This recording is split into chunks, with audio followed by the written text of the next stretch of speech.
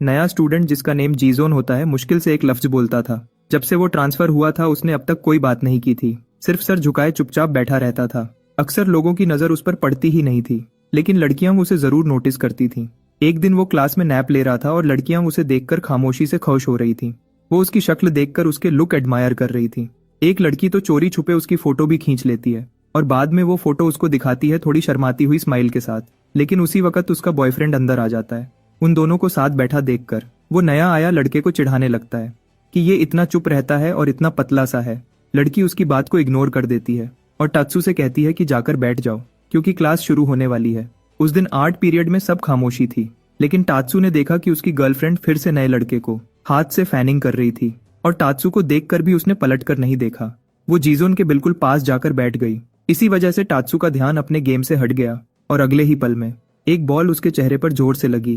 पहले तो वो हंसकर इग्नोर कर देता है, लेकिन फिर जीजोन और उस लड़की की तरफ एक ठंडी नजर दौड़ाता है। गेम के बाद टात्सू ने गुस्सा निकालकर उस बच्चे का सिर शेव्ड कर दिया जिसकी बॉल ने उसको मारा था, क्योंकि वो किसी को ये मौका नहीं देता कि उसकी इंसल्ट सबके सामने हो। और इत्तेफाका से वही जगह थी जहां जीजोन स्नैक्स के बाद आकर बैठता था, इसलिए उसने सब कुछ देख लिया। ये देखकर टात्सू ने धमकी दी कि जीजी को भी यही हेयर कट दे दूंगा, लेकिन एमसी ने एक लफ्ज नहीं बोला, सिर्फ चैन से उसकी तरफ देखकर खड़ा रहा। टात्सू जितना कोशिश करता रहा वो उसकी आंखों में डरा हुआ रिएक्शन नहीं ला पाया। आखिर में वो पीछे हट गया और कहने लगा कि वो बस लड़कियों की टेंशन से बचने के लिए कुछ नहीं करेगा। उस रात जब जीजोन घर जा रहा था, दो स्टूडेंट्स उसके पास आए और बोले कि लड़की का बॉयफ्रेंड उससे मिलना चाहता है। वो दोनों उसे ले गए और कहा चलो वो बुलाता है। जीजोन जब वहां पहुंचा तो बॉयफ्रेंड ने उसको लड़की का फोन दिखाया जिसका वॉलपेपर वो चोरी से ली हुई जीजोन की फोटो थी। लड़की ने बात को हल्की करके दिखाया कि ये कोई बड़ी बात नहीं है और जीजोन से कहा कि बस चला जा। ये सुनते ही बॉयफ्रेंड पागल हो गया और अचानक उसने उसको जोर से थप्पड़ मारा। वो जमीन पे गिर गई। वो चिल्लाकर पूछता है कि तुम उसकी साइड क्यों ले रही हो, मेरी नहीं। और लड़की हिम्मत से जवाब देती है कि तुम बॉयफ्रेंड कहलाते हो पर रोज पार्टी में दूसरी लड़कियों के साथ घूमते हो। गुस्से में आकर उसने लड़की को पेट में लात मारी और जैसे ही वो फिर से हाथ उठाने लगता है, जीजोन बीच में आकर उसका हाथ रोक लेता है। बॉयफ्रेंड पूरी ताकत से जीजोन को मुक्का मारता है, पर जीजोन पर इसका कोई असर नहीं होता। जब वो दोबारा अटैक करने आता है, जीजोन एक पल में साइड हो जाता है और एक इतना जबरदस्त मुक्का देता है कि वो सीधा जमीन पे गिरकर बेहोश जैसा हो जाता है।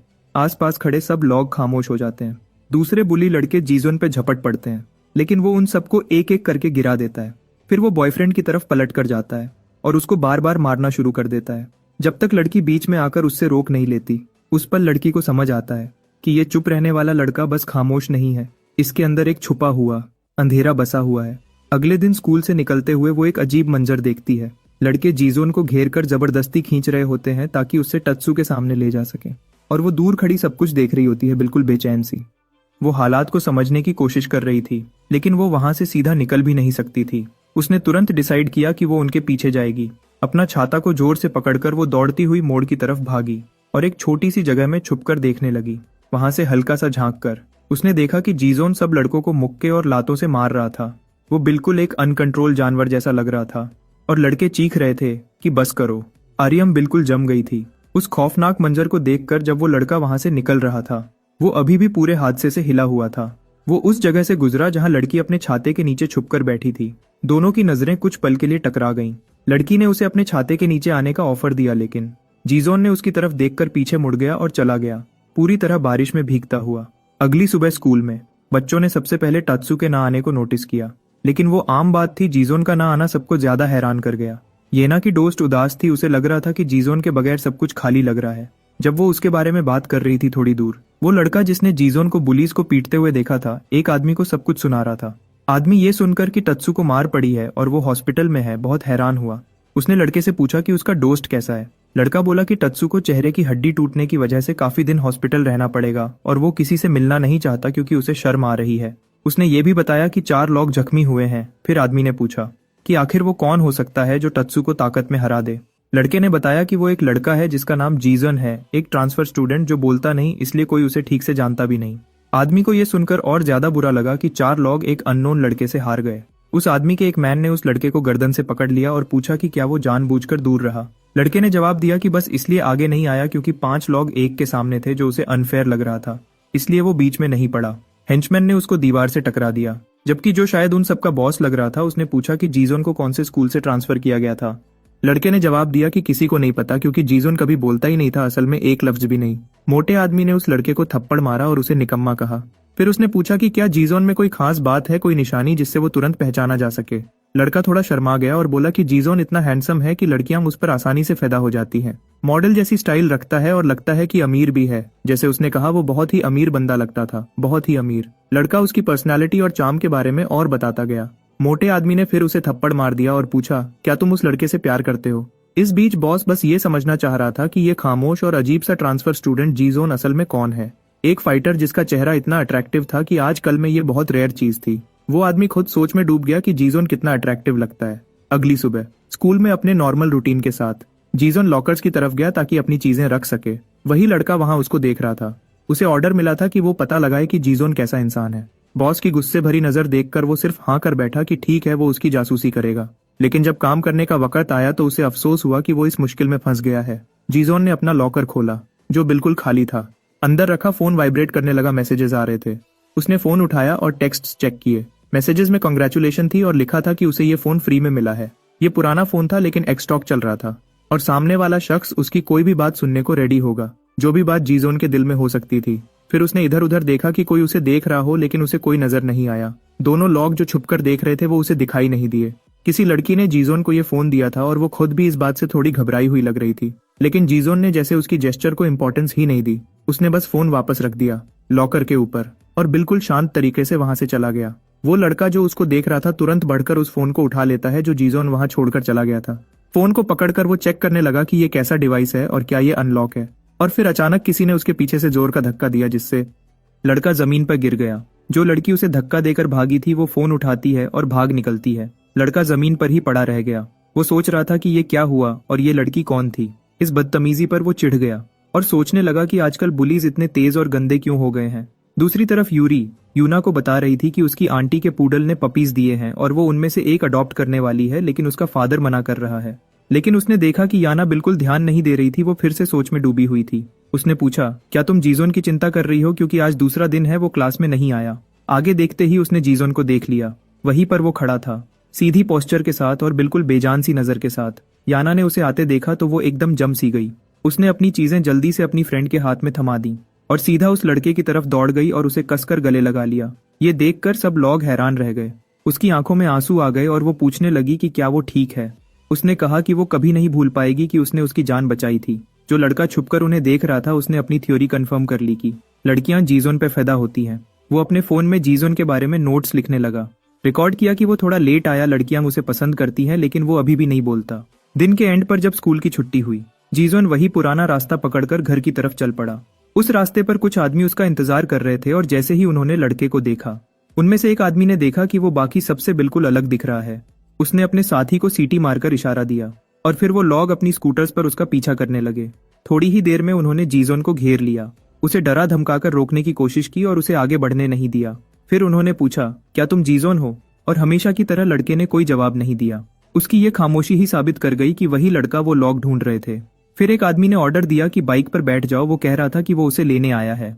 उसने जीजोन से पूछा, क्या तुमने कभी कैंग दो इल का नाम सुना है?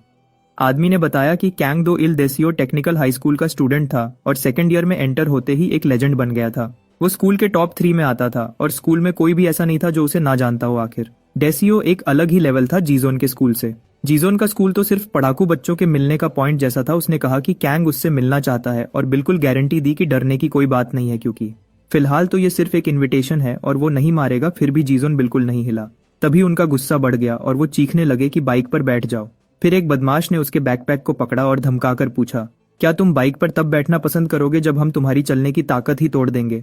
इसलिए तुम अभी बैठ जाओ जो हम तमीज से बोल रहे हैं। लेकिन जीजोन ने बस अपना बैकपैक छोड़ दिया और बिल्कुल आराम से चल दिया।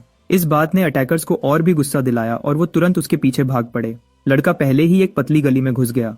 उनमें से एक आदमी ने उसके पीछे घुसने की कोशिश की, लेकिन उसने मोड़ मिस कर दिया और सीधा दीवार से टकरा गया। दूसरा आदमी उसका पीछा करना जारी रखता है और एक बहुत बड़ी सी सीढ़ी भी उसको नहीं रोक पाती। वो मोटरसाइकिल को सीढ़ियों पर चढ़ाकर उसका पीछा करता रहा। जब वो जीजोन को सीढ़ियों के बीच में पकड़ने वाला था तो लड़के ने सिर्फ एक ट्रैश बैग को पैर से उछाला और सीधा मोटरसाइकिल वाले पे फेंक दिया। इससे वो सीढ़ियों से उलटकर नीचे लुढ़क गया। मोटरसाइकिल भी साथ ही नीचे गिर गई और जाकर उस दूसरे बदमाश पर ही गिर गई जो अभी अभी अपनी दीवार वाली टक्कर से वापस आया था। उसने आंखों के सामने मोटरसाइकिल को सीढ़ियों से गिरते देखा। एक बदमाश ने हैरान होकर दूसरे से पूछा, ये तुमने क्या कर दिया? दोनों जल्दी से उठकर भागे ताकि जीजोन को पकड़ सकें, जो अब दूर निकल रहा था।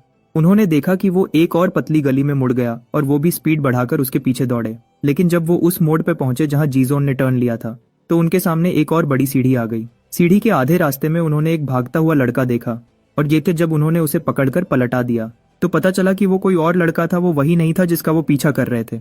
इस बात ने उनको और भी ज्यादा गुस्सा दिला दिया। फिर वो लोग अपना गुस्सा उस अनजान लड़के पर उतारने लगे, सिर्फ इसलिए क्योंकि वो गलत वक्त पर वहां आ गया था। जब वो गालियां दे रहे थे और उसको मार रहे थे तो जीजोन छत से उनको देख रहा था और फिर बिना किसी को पता चले वहां से चला गया। थग्स के बेस पर वापस आने पर एक आदमी ने रिपोर्ट दी कि वो जीजोन को पकड़ नहीं पाए। छोटे मिजाज का मोटा आदमी उन्हें जलील कर रहा था और लात मार रहा था। दोनों ने कहा कि वो लड़का एक ऐसी गली में भाग गया जो एक भूल भुलैया जैसी लग रही थी, इसलिए पकड़ना नामुमकिन हो गया। बॉस कैंग दो कह रहा था कि उसकी बेचैनी हर पल बढ़ रही है। उसने सुंगमिन से पूछा कि क्या उसने जीजोन के बारे में कुछ मालूम किया। सुंगमिन ने फोन देकर कहा कि जितना हो सका उतना इन्वेस्टिगेट किया। कैंग दो ने सिर्फ 3 मालूमात पढ़ी जो सुंगमिन ने लिखी थी और गुस्से में बोला, ये तुम इन्वेस्टिगेशन कहते हो। मोटे आदमी ने सुंगमिन को बाकी 3 के साथ जमीन पर लेटने को कहा। बॉस ने ऑर्डर दिया कि सुंगमिन को जाने दो, लेकिन अगले दिन स्कूल के बाद जीजोन को पिछले वाले गेट पर लाना है।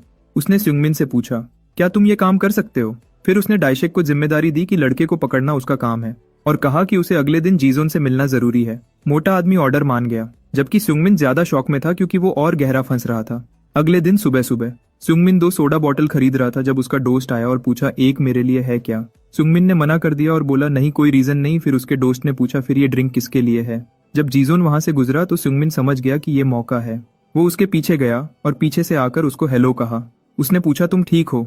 और उसे सोडा दिया और कहा, मैं कुछ क्लियर करना चाहता हूँ। शायद लगा हो कि मैं टत्सुके गैंग का हिस्सा हूँ, पर मैं सिर्फ कुछ बार उनके साथ गया था और जिस दिन फाइट हुई थी मुझे बहुत अच्छा लगा जब तात्सु को कोई रिएक्शन दिए बगैर पीट रहा था। उससे मेरा बहुत बड़ा बोझ हल्का हुआ और इसीलिए मैं तुम्हारा शुक्रिया अदा करना चाहता हूँ। मगर जीजोन ने उसकी बिल्कुल परवाह नहीं की और अपने रास्ते चलता गया।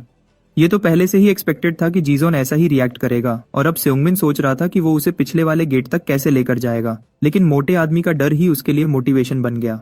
दिन गुजर गया और लंच का वक्त आ गया। सब लोग क्लास से खाना खाने निकल गए, पर जीजोन थोड़ी देर के लिए रूम में ही सोता रहा। जब जीजोन उठकर खड़ा हुआ, सुंगमिन दरवाजे के पास छुपकर उसे देख रहा था। तब उसे समझ आया कि वो जीजोन को कैफेटेरिया में क्यों नहीं देखता था। जीजोन अपना लंच अलग प्रिपेयर करता था और वो उसी जगह गया जहां वो हमेशा लंच खाता था और बेंच पे बैठते ही उसे फिर अपना फोन मिला। उस पे मैसेज था, आज का लंच फिर ब्रेड ही है क्या? तब जीजोन ने देखा कि कोई छुपकर झुककर बैठा हुआ है। फोन पे बात करने की कोशिश करने वाली आर्यम थी, जो उस वक्त फायदा उठा रही थी कि जीजोन के हाथ में फोन है। लड़की ने उसे बहुत सारे मैसेजेस भेजने शुरू कर दिए। उनमें वो पूछ रही थी, क्या तुम हमेशा रूफटॉप पर अकेले खाते हो? और बताया कि मैं भी ऐसा ही करती हूँ।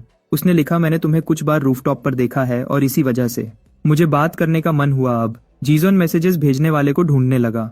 आर्यम ने एक और मैसेज भेजा, मैं तुम्हारे लेफ्ट में हूँ। उसने देखा तो वो अपना हाथ उठाकर वेव कर रही थी और फिर हाथ नीचे कर लिया। मैसेज में उसने लिखा, अभी भी मेरे लिए लोगों का सामना करना आसान नहीं है। उसने कहा, सुना है तुम बात नहीं करते और ये बात मैं भी शेयर करती हूँ। फिर मैसेज में पूछा, तुम्हारी खामोशी की वजह क्या है? जब जीजोन जवाब लिखने ही लगा था तब अचानक कोई जोर से चिल्लाता हुआ वहां आ गया। वो सुंगमिन था, जो दिखावा कर रहा था कि उसका वहां होना बस एक कोइंसिडेंस है। उसने कहा, मैं यहाँ अपनी ब्रेड खाने आया था और पूछा तुम क्या खा रहे हो? जवाब ना मिलने के बावजूद सुंगमिन उसके पास बैठ गया और बोला, मैं तुम्हारे साथ खाऊंगा। फिर एक अजीब सा ऑकवर्ड माहौल बन गया और दोनों चुपचाप खाते रहे। अचानक सुंगमिन हल्की सी सुसु की तरह रोने लगा, जिसने जीजोन का ध्यान अपनी तरफ खींच लिया। रोते हुए सुंगमिन ने सच बताया कि असल में उसका कोई दोस्त नहीं था, इसीलिए वो तत्सु वाले लड़कों के साथ घूमता था। वो अकेला नहीं रहना चाहता था, इसलिए उसने जीजोन से कहा कि दोनों आउटकास्ट लोग हैं तो दोनों को दोस्त बन जाना चाहिए। लेकिन जीजोन ने उसकी बात पर बिल्कुल ध्यान नहीं दिया। सुंगमिन की प्लानिंग बिल्कुल फेल हो गई। उसकी आंसुओं का भी जीजोन पर कोई असर नहीं हुआ। जीजोन खड़ा होकर वहां से निकलने लगा, लेकिन सुंगमिन नहीं चाहता था कि उसकी मेहनत बेकार जाए। उसने जीजोन का हाथ पकड़ लिया और पूछा, हम दोस्त हैं या नहीं? लेकिन जीजोन ने उसे पूरी तरह इग्नोर कर दिया। वो सीधा चल दिया और सुंगमिन को वहां अकेला छोड़ दिया, जो अभी भी जवाब का इंतजार कर रहा था। थोड़ी देर बाद जब छुट्टी का वक्त करीब था, डेशिक ने सुंगमिन को मैसेज भेजा पूछते हुए कि वो कहाँ है और जीजोन को अब तक क्यों नहीं लाया। टीचर क्लास ऑफ कर रहा था और सुंगमिन घबरा गया कि अब वो ये क्या करेगा। फिर वो हारा नहीं और दोबारा जीजोन को ढूंढने निकल पड़ा। उसे जीजोन कहीं नजर नहीं आया और वो और ज्यादा परेशान हो गया सोचकर कि शायद जीजोन पहले ही जा चुका होगा। जब वो 5th क्लासरूम में पहुंचा तो पहले तो जीजोन दिखाई नहीं दिया, लेकिन फिर उसने देखा कि जीजोन विंडो के सामने बैठा हुआ था और बाहर की हरकतें देख रहा था। ऐसा लग रहा था जैसे वो किसी कमर्शियल का मॉडल बनकर पोज दे रहा हो। डेशिक के मैसेजेस और आ गए। पूछ रहा था और कितना टाइम लगेगा। ये सब देखकर सुंगमिन को जल्दी करनी पड़ी। सुंगमिन ने जीजोन को आवाज देकर बात करने के लिए बुलाया। उसने कहा कि वो अपनी माँ को कॉल कर चुका है और बताया है कि उसका एक दोस्त बन गया है और माँ बहुत खुश हुई है। और माँ ने कहा है कि उसका नया दोस्त उनके काम की जगह आए ताकि वो उससे मिल सके। फिर उसने बोला, क्या तुम सिर्फ दिखावे के लिए मेरे साथ चल सकते हो? सुंगमिन ने सोचा कि माँ का नाम लेने के बाद जीजोन मना नहीं करेगा, लेकिन वो चुप चुप जवाब का इंतजार करता रहा। लेकिन जीजोन ने कुछ नहीं बोला, इसलिए सुंगमिन खुद उसके पास गया उसे लेकर चलने के लिए। उसने जीजोन को रास्ते की डायरेक्शन बताई और कहा, मेरी माँ के काम तक जाने के लिए हमें बैक गेट से गुजरना होगा, ये रास्ता फास्ट है। सुंगमिन जानता था कि ये वाला इलाका बहुत खतरनाक था। अगर कोई थोड़ा सा भी सिंपल होता तो यहाँ जिंदा नहीं रह पाता। उसने मौका देखकर चुपके से डाइशेक को मैसेज किया कि वो लॉक बैक गेट की तरफ जा रहे हैं। डाइशेक चुपके से जीजोन के पास से गुजरा और वहां अचानक एक लड़का उससे बहुत जोर से टकरा गया। जीजोन का बैलेंस बिगड़ गया और वो जमीन पर गिरने ही वाला था, लेकिन डाइशेक ने उसकी बैकपैक की स्ट्रिप पकड़कर रोक लिया और कहा, ध्यान से चला करो। फिर बोला, अगर तुम इतनी जल्दी हार मान जाओगे तो बॉस ने इतना इंतजार क्यों किया होगा? उसने जीजोन को कचरे के बोरी की तरह सीधा दीवार पर दे मारा और हंसी के साथ बोला, चुप लड़के से मिलकर खुशी हुई। उसने जीजोन की गर्दन पकड़ी और कहा, तुम्हारा चेहरा तो स्मार्ट है, पर तुम्हारी स्किल्स देखकर लगता है कुछ खास नहीं है। फिर जीजोन ने अपना पांव डाइशेक की छाती पर रखा और जोर से धक्का दिया, जिससे वो उसकी पकड़ से निकल गया। जीजोन जमीन पर उतरकर खड़ा ही हुआ था कि उसका मोबाइल पॉकेट से निकलकर ड्रेन की तरफ घूमता हुआ चला गया। डाइशेक फिर उस पर झपटा और पूछा, बस इतना ही है तुम्हारे पास? उसने एक पंच मारा और जीजोन ने अपने दोनों हाथ लगाकर ब्लॉक किया, लेकिन पंच की टक्कर से वो पीछे की तरफ फिसल गया और ड्रेन के बिल्कुल करीब हो गया। जीजोन ने तुरंत मौका पकड़ा और मोबाइल को किनारे से उठा लिया, जिससे वो अंदर गिरने से बच गया। नफरत से भरा डाइशेक गर्जा कि अगली बार के ब्लो से तुम्हें खत्म कर दूंगा। जीजोन सीधा खड़ा हो गया और लड़ने के लिए तैयार हो गया। डाइशेक ने मजाक उड़ाते हुए पूछा, क्या तुम अपनी पतली सी बॉडी से मेरे जैसा भारी इंसान झेल पाओगे? दूर से देखने वाला लड़का गिल्ट में डूब गया कि उसने जीजोन को यहाँ लाकर गलती की और डर रहा था कि मोटा डाइशेक उसे आसानी से हरा देगा। अगले मोमेंट डाइशेक दोबारा जीजोन पर झपटा और चैलेंज दिया, चलो देखते हैं इस अटैक को रोक कर दिखाओ। लेकिन जीजोन ने किसी चालाक वॉरियर की तरह अपना बैकपैक शील्ड बना लिया। फिर भी अटैक की टक्कर से वो पीछे उछल गया और दीवार से जा टकराया। डाइशेक को ये देखकर हैरानी हुई कि उसने बैकपैक का इस्तेमाल डिफेंस के लिए किया। उसने माना कि जीजोन दिखता जितना सिंपल है उतना नहीं बल्कि ज्यादा स्मार्ट है। जीजोन ने जल्दी से अपना बैकपैक खाली कर दिया। डाइशेक जोर से दौड़ता हुआ उसकी तरफ आया और चिल्लाकर बोला, ये ट्रिक दोबारा काम नहीं करेगी। अटैक आते ही जीजोन ने कमाल का डॉज किया, एक बहुत तेजी और सफाई से की गई मूव के साथ। जीजोन ने बैकपैक की स्ट्रैप पकड़ी और उसे डाइशेक के पांव के गिर्द लपेट दिया और पूरी ताकत से खींचकर उसका बैलेंस बिगाड़ दिया। फिर मोटा आदमी आलू की बोरी की तरह जमीन पर जा गिरा। डाइशेक होश खो बैठा, उसे समझ ही नहीं आया कि हुआ क्या जब वो उठने की कोशिश कर रहा था। इसी दौरान जीजोन अगला हमला करने की तैयारी कर चुका था। उसने बिल्कुल सही निशाने पर एक जबरदस्त किक मारी जो सीधा उसके मुंह पर लगी। मोटा आदमी हैरान रह गया कि इतनी पतली बॉडी वाले लड़के में इतनी ताकत कहां से आ रही है। छुपा हुआ लड़का दूर से सब कुछ देख रहा था और यकीन नहीं कर पा रहा था कि डाइशेक हार रहा है। डाइशेक जमीन पर पड़ा था और उसका चेहरा बुरी तरह सूज चुका था। जीजोन ने नफरत भरी नजर से पीछे देखा और अपनी पीठ फेर ली और वो फोन उठा लिया जो जमीन पर गिर गया था। लेकिन अचानक डाइशेक उठकर उसकी तरफ दौड़ा, चिल्लाते हुए कि लड़ाई अभी खत्म नहीं हुई। उसने जीजोन के सीने पर एक जोरदार पंच मारा जिससे वो जमीन पर गिर गया। फिर डाइशेक ने वो फोन उठा लिया और तंज भरे लहजे में पूछा, क्या ये चीज वाकई इतनी इंपॉर्टेंट है? उसने कहा, मुझे बस ये लेना था और इस बात का मुझे अफसोस है, इसलिए जीजोन को जिंदा मंजिल तक ले जाना जरूरी है। तभी एक मोटरसाइकिल पर सवार आदमी वहां पहुंचा। डाइशेक बाइक पर बैठा और जीजोन को बताया कि अगर अपना फोन वापस चाहिए तो उसे एली पार्क आना होगा। जाते हुए उसने कहा कि वहां उसके लिए खास वेलकम तैयार है। डरा हुआ छोटा लड़का भागकर जीजोन के पास आया और पूछा कि वो ठीक है या नहीं। उसे देखकर हैरत हुई कि जीजोन को एक भी चोट नहीं लगी थी। उसने पूछा कि अब वो क्या करेगा, क्योंकि अगर फोन में कोई पर्सनल चीज हुई तो उसकी प्राइवेट जिंदगी और डेटा सब बाहर आ सकता है और वो मुश्किल में फंस जाएगा। जीजोन ने बस इतना कहा, उसकी माँ नेक्स्ट टाइम वेट कर सकती है, मुझे एली पार्क जाना होगा। दूसरे लड़के ने महसूस किया कि वो अपना काम पूरे 120% कर चुका है, अब बस देखना बाकी है कि जीजोन जाता है या नहीं। हमारे हीरो जीजोन चुपचाप उठा और चलने लगा। देखने वाला लड़का हैरान रह गया कि जीजोन वाकई अपने फोन के पीछे जा रहा है। फिर वो वहां पहुंचा जहां एक बहुत बड़ी लकड़ी की सीढ़ी थी। वो धीरे धीरे ऊपर चढ़ने लगा, रास्ते में कुछ मशकूक से लगने वाले लड़कों के पास से गुजरता हुआ। जब वो सीढ़ियों के ऊपर पहुंचा तो उसने कई लॉग देखे। सब गैंग के लॉग लग रहे थे और उसी का इंतजार कर रहे थे। वो लॉग एक इंसानी रास्ता बनाकर खड़े थे और उसके दोनों सिरों पर गैंग का लीडर मौजूद था। लीडर खुशी से भर गया जब उसने देखा कि जीजोन वहां आ चुका है। उसके चेहरे पर एक्साइटमेंट साफ नजर आ रही थी। जीजोन का फोन दिखाते हुए लीडर ने पूछा, क्या तुम इसी के लिए आए हो? जीजोन बिना कुछ कहे सीधा उस आदमी की तरफ बढ़ा फोन लेने के लिए। लीडर ने कहा, मुझे इस फोन में कोई खास चीज नहीं मिली, ना नंबर ना कॉल हिस्ट्री, बस कुछ मैसेजेस थे एक लड़की के जो उसे देख रही थी। इतनी छोटी सी चीज के लिए इतनी दूर आने पर लीडर हैरान हुआ और पूछा, इसका असल मतलब क्या है। जीजोन उसके सामने रुक गया और हाथ आगे बढ़ाकर अपना फोन मांगा।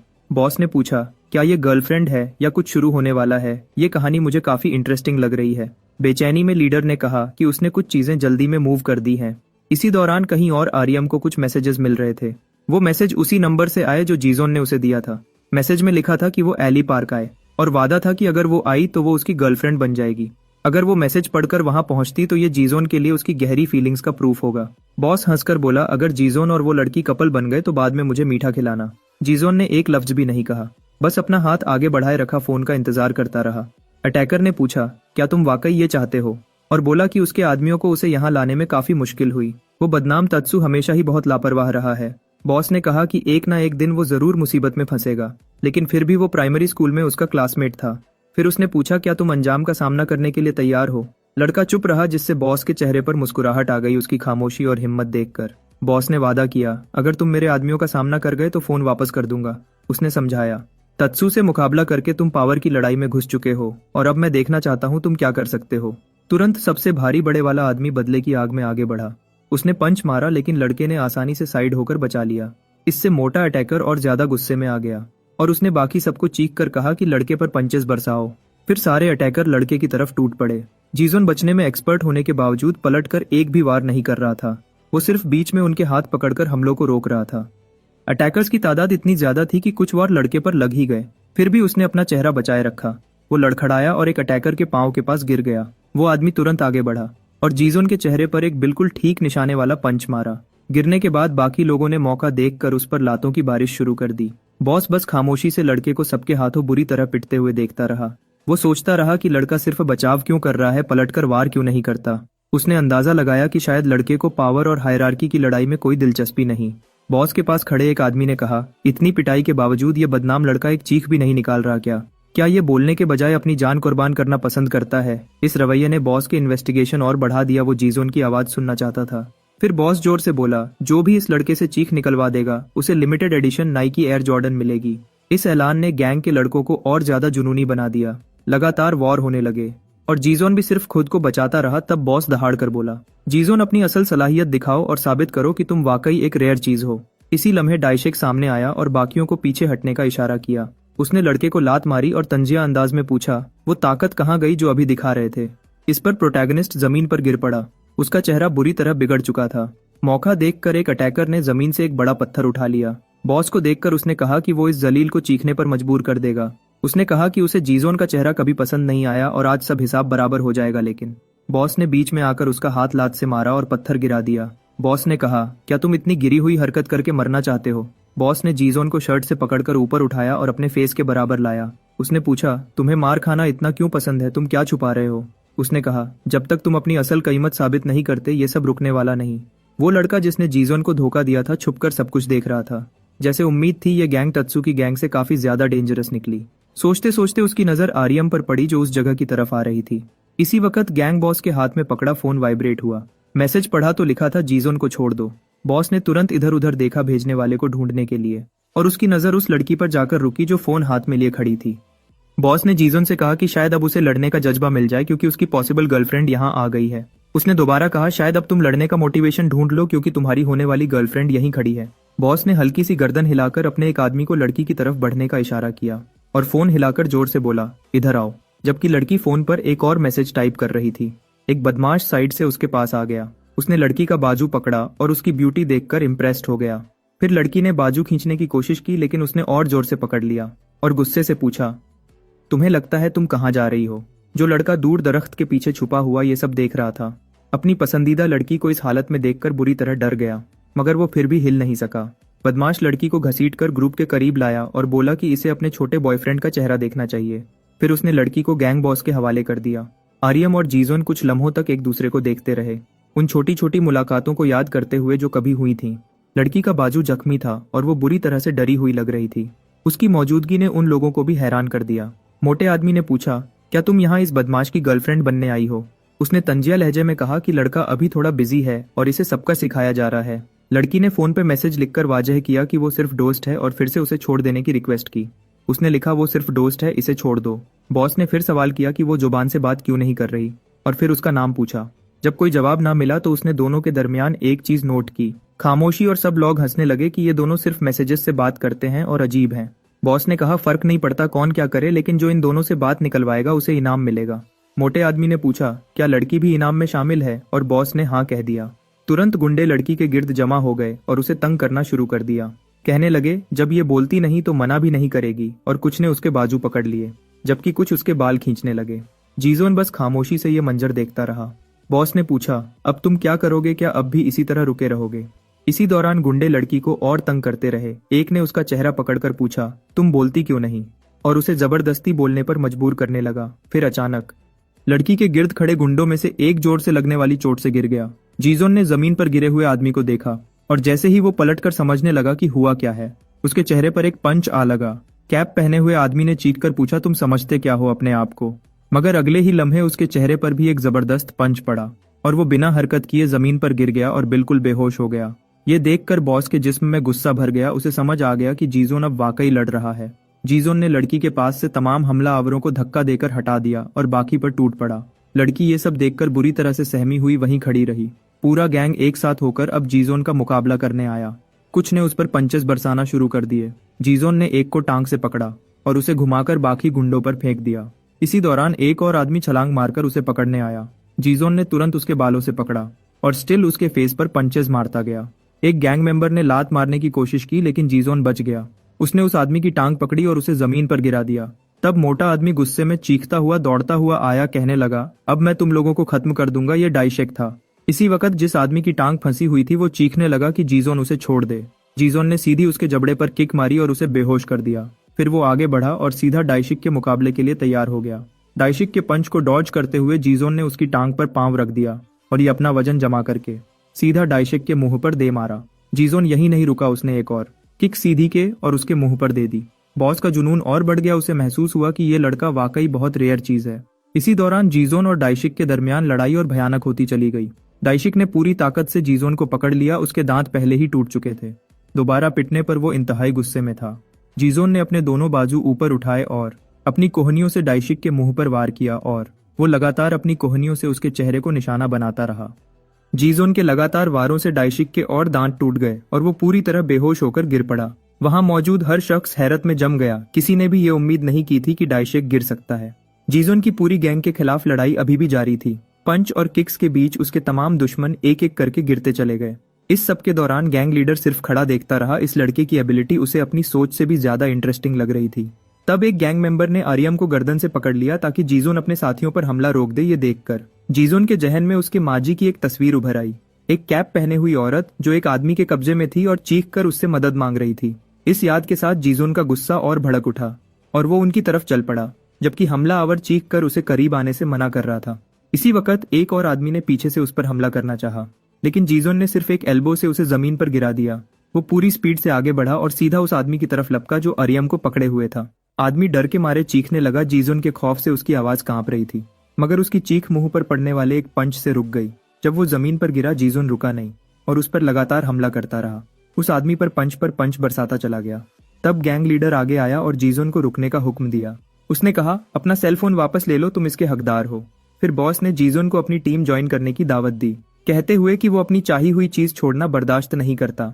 जीजोन गुस्से से भरा हुआ हमला आवर से हटकर सीधा गैंग लीडर की तरफ चल पड़ा। बॉस घबरा गया और पूछा कि जीजोन क्या कर रहा है अब जब लड़ाई खत्म हो चुकी है। उसने फिर रुकने को कहा और पूछा कि उस नजर का मतलब क्या है। जीजोन ने बॉस की बात इग्नोर की और पंच मारने के लिए आगे बढ़ा, मगर बॉस ने तुरंत फाइटिंग स्टांस ले ली और उसके पंच को डॉज कर दिया। जीजोन हैरत में रह गया। बॉस ने सीधा उसकी ठोड़ी पर पंच मारा और उसे पीछे की तरफ उछाल दिया। जीजोन जमीन पर गिर गया, लगभग बेहोश हो गया। बॉस ने सिर्फ इतना कहा कि उसने पहले ही उसे रुकने का कहा था। लड़का जमीन पर बिल्कुल बेहरकत और खामोश पड़ा रहा।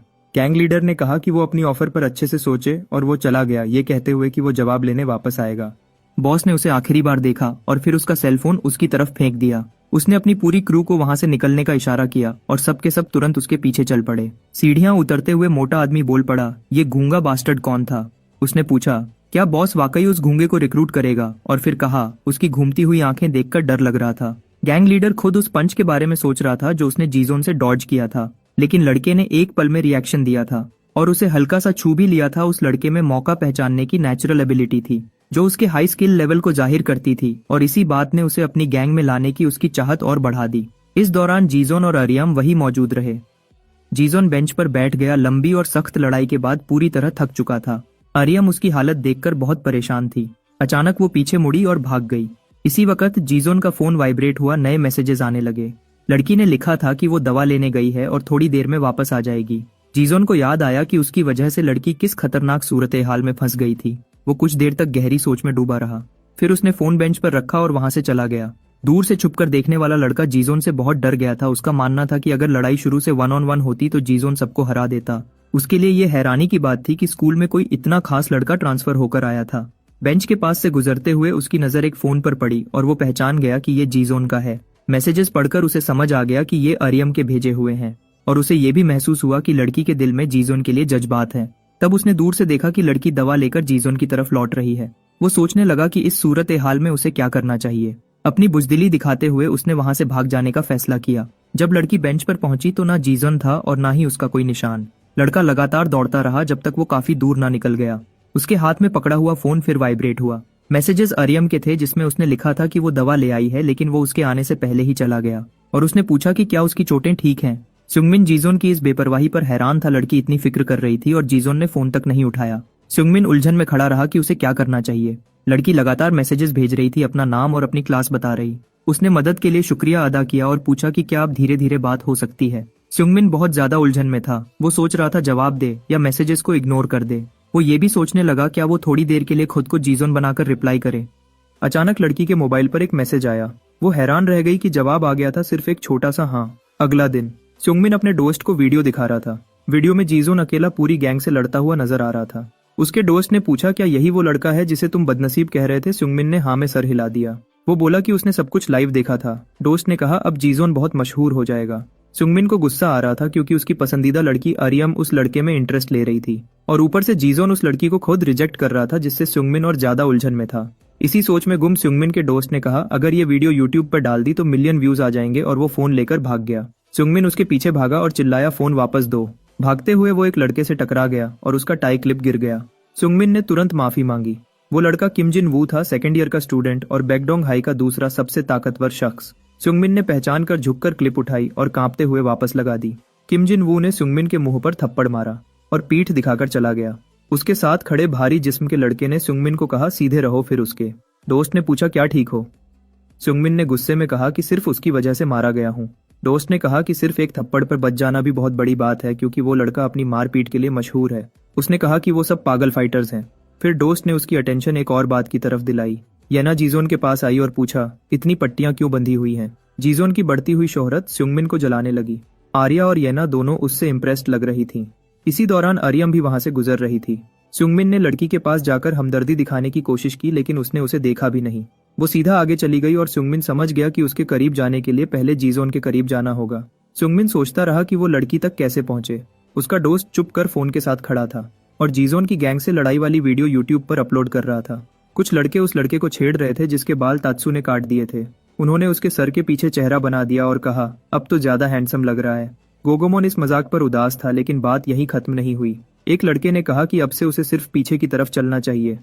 फिर मार खाने के डर से लड़का वही करता है जो उससे कहा जाता है। दो लड़के उसे गाइड कर रहे थे और वो बिना ये जाने कि कहाँ जा रहा है चलता चला जा रहा था। अचानक उसके पांव के नीचे जमीन खत्म हो गई और उसका बैलेंस बिगड़ गया। वो सीढ़ियों से नीचे गिरने लगा। जब वो पीठ के बल गिरने ही वाला था तब जीजोन ने उसे पकड़ लिया और उसे सीरियस चोट लगने से बचा लिया। येना जो प्रोटैगनिस्ट के साथ थी उसने पूछा कि गोगोमोन ठीक है या नहीं, लेकिन जैसे ही उसने लड़के के सर के पीछे देखा वो हंसे बिना रह ना सकी, चाहे लड़का बता रहा था कि उसे बुलीज ने टारगेट किया है। फिर अपनी हंसी को रोकने की कोशिश करते हुए येना ने गोगोमोन से माफी मांगी।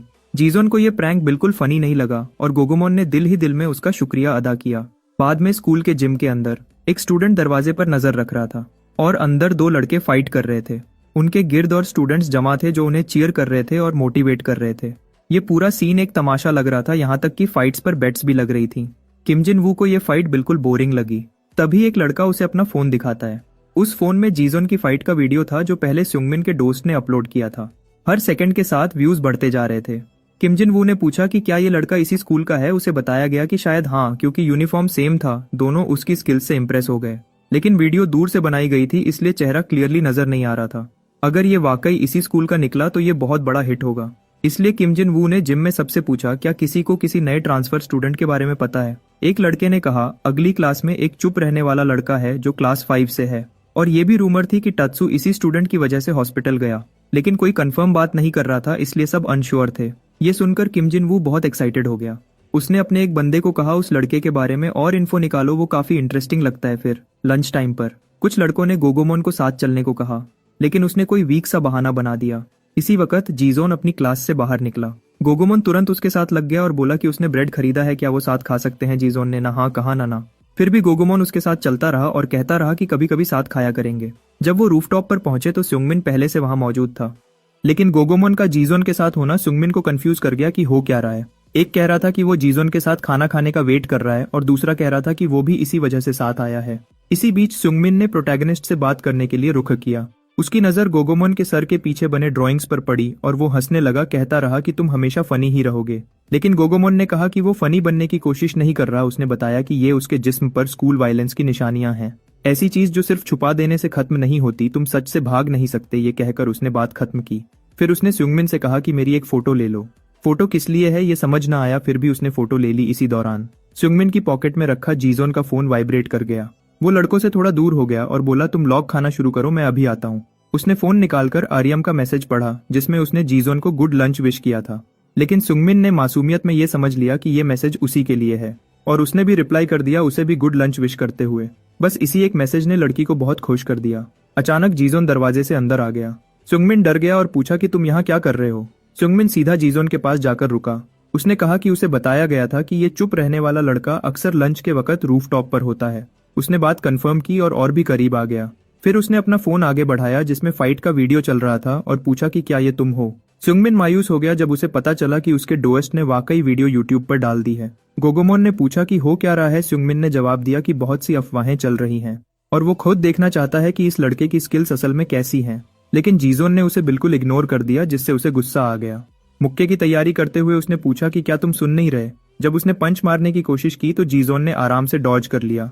फिर उसने एक के बाद एक पंचेस मारे, लेकिन एक भी लग ना सका और ये बात उसका गुस्सा और बढ़ाती चली गई। फिर उसने कहा कि जब तुम उठ भी नहीं रहे तो इसी तरह तुम्हें हरा दूंगा। उसने एक और पंच मारा, लेकिन लड़का फिर बच गया और जवाब में जीजोन ने बिल्कुल निशाने पर एक किक उसकी सीने पर मारी। इससे उसका बैलेंस बिल्कुल बिगड़ गया और कुछ लम्हों के लिए उसके कदम लड़खड़ा गए। फिर सुंगमिन सीधा गिर पड़ा और उसका चेहरा बेंच से जा टकराया और टकराते ही बुली दर्द से चीखने लगा। जीजोन ने उसे बिल्कुल जलालत भरी नजर से देखा। सुंगमिन का मुंह खून से भरा हुआ था, बेंच से टकराकर उसकी नाक टूट चुकी थी। जब वो जीजोन को देख रहा था उसे लड़के से निकलती हुई एक खौफनाक सी ऑरा महसूस हुई। खौफ से भरकर वो तुरंत वहां से भाग गया। जो दो लोग ये सब देख रहे थे वो उसकी भागने की रफ्तार देखकर हैरान रह गए। गोगोमोन ने हैरानी से जीजोन से पूछा, तुम असल में हो क्या, तुम्हारी फितरत अजीब लगती है। फिर सुंगमिन ने बता दिया कि टत्सू को हॉस्पिटल पहुंचाने वाला जीजोन ही था। ये सुनकर गोगोमोन का जीजोन के लिए एहतराम और बढ़ गया, लेकिन सुंगमिन ने वार्निंग दी कि जेमिन का खुद आना खतरनाक बात है। उसने समझाया कि जेमिन किम जिन वू के गैंग का हिस्सा है और किम जिन वू जिसमें स्किल देखता है उसे जबरदस्ती लड़ाइयों में घसीट लेता है। अब लग रहा था कि जीजोन उसका नया निशाना बन चुका है। सुंगमिन ने यह भी बताया कि कुछ लोग पैसों के लिए लड़ने को तैयार हो जाते हैं और जीजोन जैसा बंदा आसानी से बहुत पैसा कमा सकता है।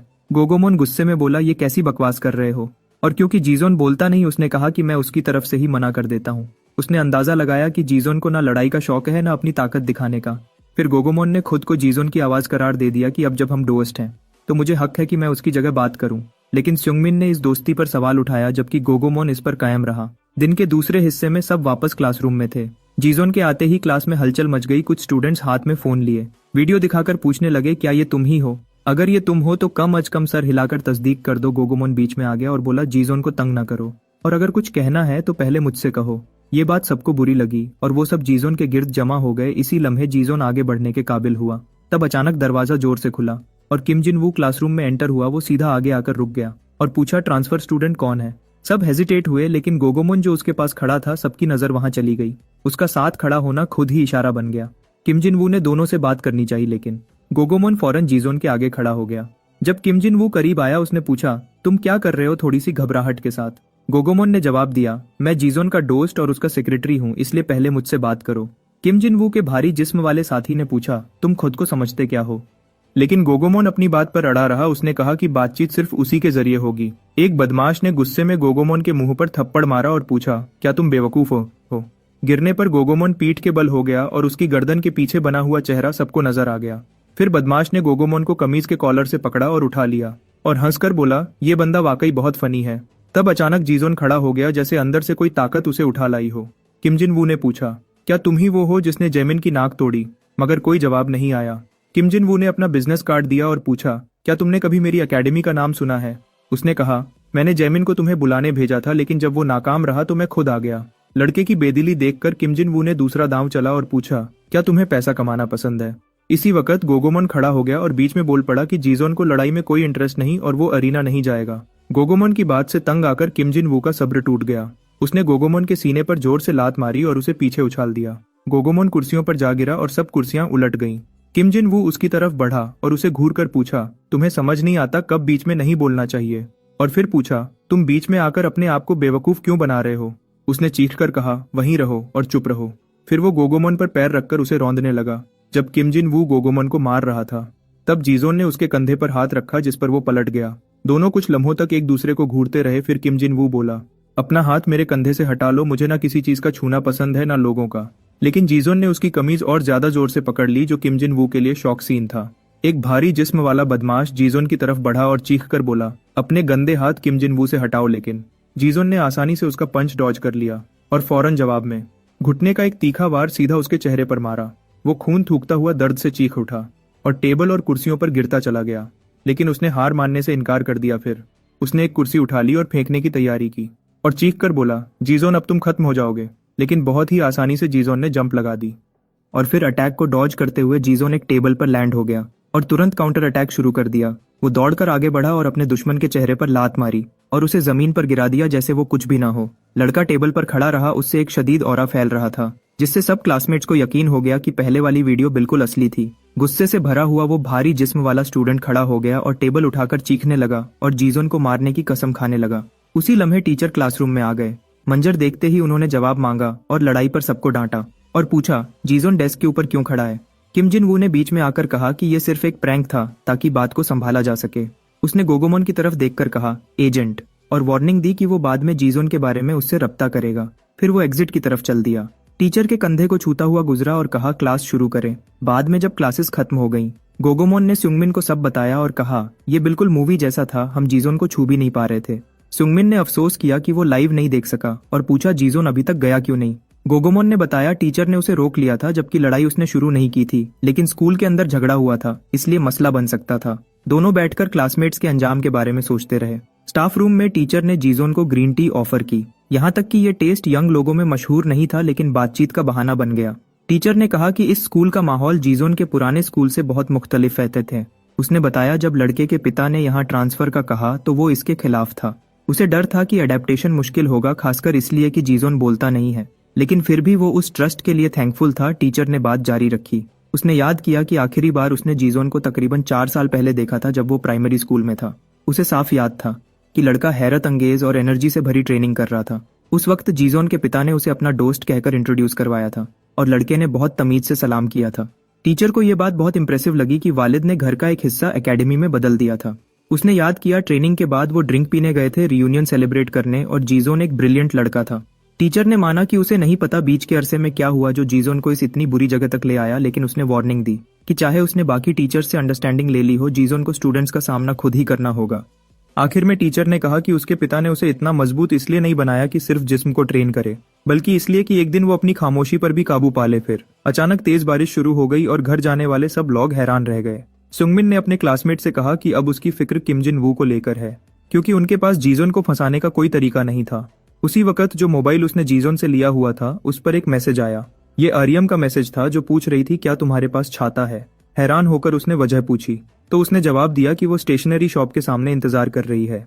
सुंगमिन वहां चला गया, ये सोचते हुए कि शायद उसके पास छाता होगा, लेकिन उसने देखा कि वो जीजोन का ही इंतजार कर रही थी। शक और जलन में डूबा हुआ वो सोचने लगा कि जीजोन को उसके पास ले जाए या नहीं। वो नहीं चाहता था कि दोनों एक ही छाते के नीचे इतने करीब हो जाएं। तब उसके दिमाग में एक आइडिया आया जो उसे बहुत जबरदस्त लगा और वो जल्दी से लड़के को लेने भागा ताकि अपना प्लान कंप्लीट कर सके। आर्यम ने थोड़ी देर और इंतजार किया, फिर उसने सुना कि सुंगमिन जीजोन के साथ आ रहा है। झूठ मूठ हैरानी दिखाते हुए सुंगमिन ने कहा कि उसके पास भी छाता नहीं है। आर्यम को देखकर उसने ऐसे एक्ट किया जैसे उसे पता ही ना हो कि वो यहाँ क्यों है। लड़की ने अपना बैग तलाशा और उसमें से एक एक्स्ट्रा छाता निकालकर जीजोन को दे दिया। सुंगमिन को लगा कि उसका प्लान फेल हो रहा है, लेकिन उसने हार नहीं मानी। वो देख चुका था कि उसकी आंखें और दिल सिर्फ जीजोन पर ही थे, इसलिए उसने बीच में हाथ डाल दिया और उसने छाता पकड़ लिया और धीमे से शुक्रिया किया और झूठ बना दिया कि वो और जीजोन कहीं जा रहे हैं मेन स्ट्रीट के नए गेमिंग सेंटर। मौका देखकर उसने आर्यम को भी साथ चलने की दावत दे दी। इस दौरान गोगोमोन बारिश से बचने के लिए घर की तरफ भाग रहा था। जब वो एक गली से गुजरा तो दो लड़कों ने उसे रोक लिया, एक जेमिन जिसकी नाक जीजोन ने तोड़ी थी और दूसरा वो भारी जिस्म वाला स्टूडेंट जो क्लासरूम में पिटा था। डर के मारे गोगोमोन ने पूछा कि वो क्या चाहते हैं। जेमिन ने कहा कि जब वो खुद को उस लड़के का एजेंट कहता है तो उनके पास जीजोन के लिए एक मैसेज है। दोनों ने लड़के को पीटना शुरू कर दिया ताकि जीजोन तक मैसेज पहुंचाया जा सके। जेमिन ने कहा कि वो दोबारा मिलेंगे और उससे कहा कि बात दोबारा दोहराए। मुश्किल से सांस लेते हुए लड़के ने कहा कि मैसेज ये है कि जीजोन पार्टिसिपेट करे। उनमें से एक ने दोबारा मारा और चिल्लाया कि ठीक से बोलो। आंखों में आंसू लिए लड़के ने यकीन दिलाया कि वो जीजोन से बात करेगा।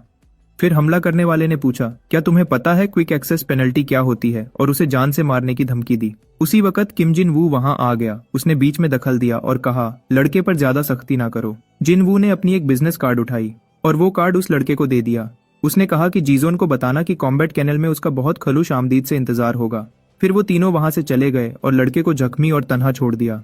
इसी दौरान सुंगमिन नए खुले हुए गेमिंग क्लब में था और अपने प्रोटैगनिस्ट के साथ गेम खेल रहा था। सुंगमिन पूरे जोश से खेल रहा था जबकि प्रोटैगनिस्ट बिल्कुल बेपरवाह लग रहा था। उसकी स्किल्स लाजवाब थीं। सुंगमिन ने पूरी कोशिश की कि आर्यम को इम्प्रेस कर सके। वो खुद को बेस्ट प्लेयर समझ रहा था, मगर जीजोन ने उसके खिलाफ पॉइंट स्कोर कर लिया। लड़के ने अपनी हैरानी छुपाई और ऐसे एक्ट किया जैसे सब कंट्रोल में हो, और फिर जीत की नई प्यास के साथ गेम में वापस आ गया। दूसरी तरफ प्रोटैगनिस्ट बहुत आसानी से खेल रहा था और बगैर किसी मेहनत के दूसरा पॉइंट भी ले लिया। सुंगमिन उसकी स्किल्स देखकर हैरान रह गया। नए जोश के साथ सुंगमिन ने ऐलान किया कि अब वो बिल्कुल भी रहम नहीं करेगा, लेकिन फिर भी मैच का रिजल्ट 13-0 पर खत्म हुआ। जीजोन ने उसे एक भी पॉइंट स्कोर नहीं करने दिया। फिर सुंगमिन ने आर्यम को मैच खेलने की दावत दी। उसे उम्मीद थी कि वो जीजोन की बेपरवाही देखे और उससे पूरी तरह बोर्ड हो जाए। दोनों ने मैच शुरू किया। गेम हल्की टचेस और धीमी रफ्तार के साथ चल रही थी, यहाँ तक कि आर्यम ने अपना पहला पॉइंट स्कोर कर लिया। इस पर सुंगमिन अपने दोस्त पर गुस्सा हो गया और पूछा कि पहले वाला स्किल्ड प्लेयर कहाँ चला गया। लड़की पूरी लगन के साथ दूसरा पॉइंट भी ले गई। उसके बाद वो क्लॉ मशीन्स की तरफ गए, जहां सुंगमिन को लगा कि उसकी किस्मत ज्यादा अच्छी होगी। लेकिन कई नाकाम कोशिशों के बाद उसने आर्यम से कहा कि थोड़ी देर और रुक जाए। उसे यकीन था कि वो एक बेयर जीत लेगा। उसने दोबारा कोशिश की और फिर भी फेल हो गया। गुस्से में आकर उसने कहा कि ये मशीन धोखा है।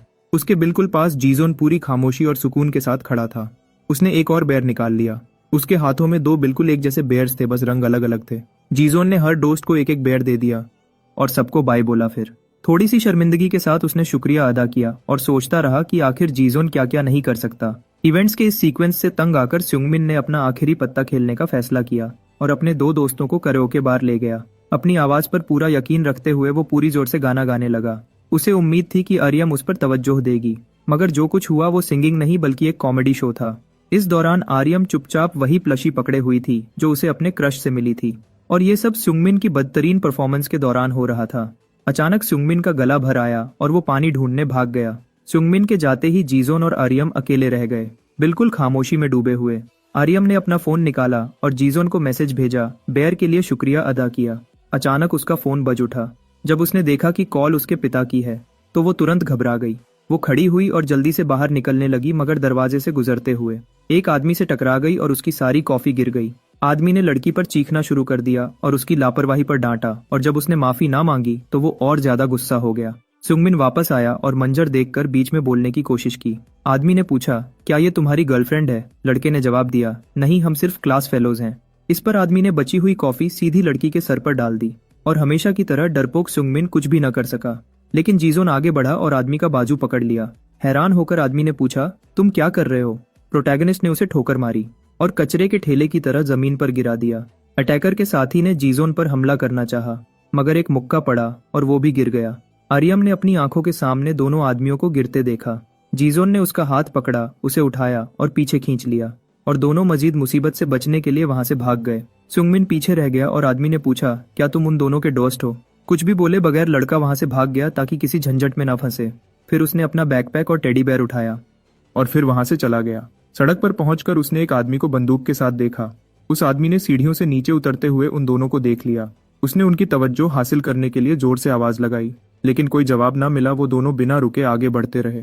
दूर से उन्हें देखते हुए सुंगमिन को उन दोनों की अंडरस्टैंडिंग ने हैरान कर दिया।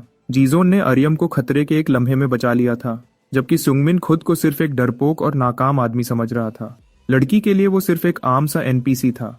फिर सर झुकाए वो घर की तरफ चल रहा था, खुद से मायूस होके। तब किसी ने उसका नाम पुकारा। वो गोगोमोन था, एक कोने में गिरा हुआ, साफ तौर पर जख्मी। लड़का करीब गया और पूछा, क्या हुआ? आंखों में आंसू लिए गोगोमोन ने अफसोस के साथ कहा कि वो जीजोन का स्पोक्स पर्सन बनने के लायक ही नहीं। सुंगमिन ने पूछा, क्या जिनवू के गैंग ने उसे मारा? गोगोमोन ने हाँ में सर हिला दिया और बताया कि डर की वजह से वो जीजोन को डॉग फाइट में शामिल करवाने का वादा पूरा ना कर सका। सुंगमिन को एहसास हुआ कि गोगोमोन उससे मुख्तलिफ नहीं। दोनों डरपोक और नाकाम जिंदगी जी रहे थे। फिर उसने लड़के को संभाला और उसे घर की तरफ ले चला। अब हम क्या करें? गोगोमोन ने पूछा। सुंगमिन ने कहा, अगर जीजोन हमें डोस्ट समझता है तो वो जरूर मदद करेगा। जबकि दूसरी तरफ जीजोन और अरियम दोनों साथ साथ चलते रहे और एक जगह पर पहुंचकर जीजोन ने अरियम का हाथ छोड़ दिया और दोनों साइड बाय साइड चलने लगे। लड़की ने अम्ब्रेला निकाला और दोनों को ढक लिया ताकि बारिश से भीग ना जाए। वहीं येना ने उन दोनों को बहुत करीब चलते हुए देख लिया।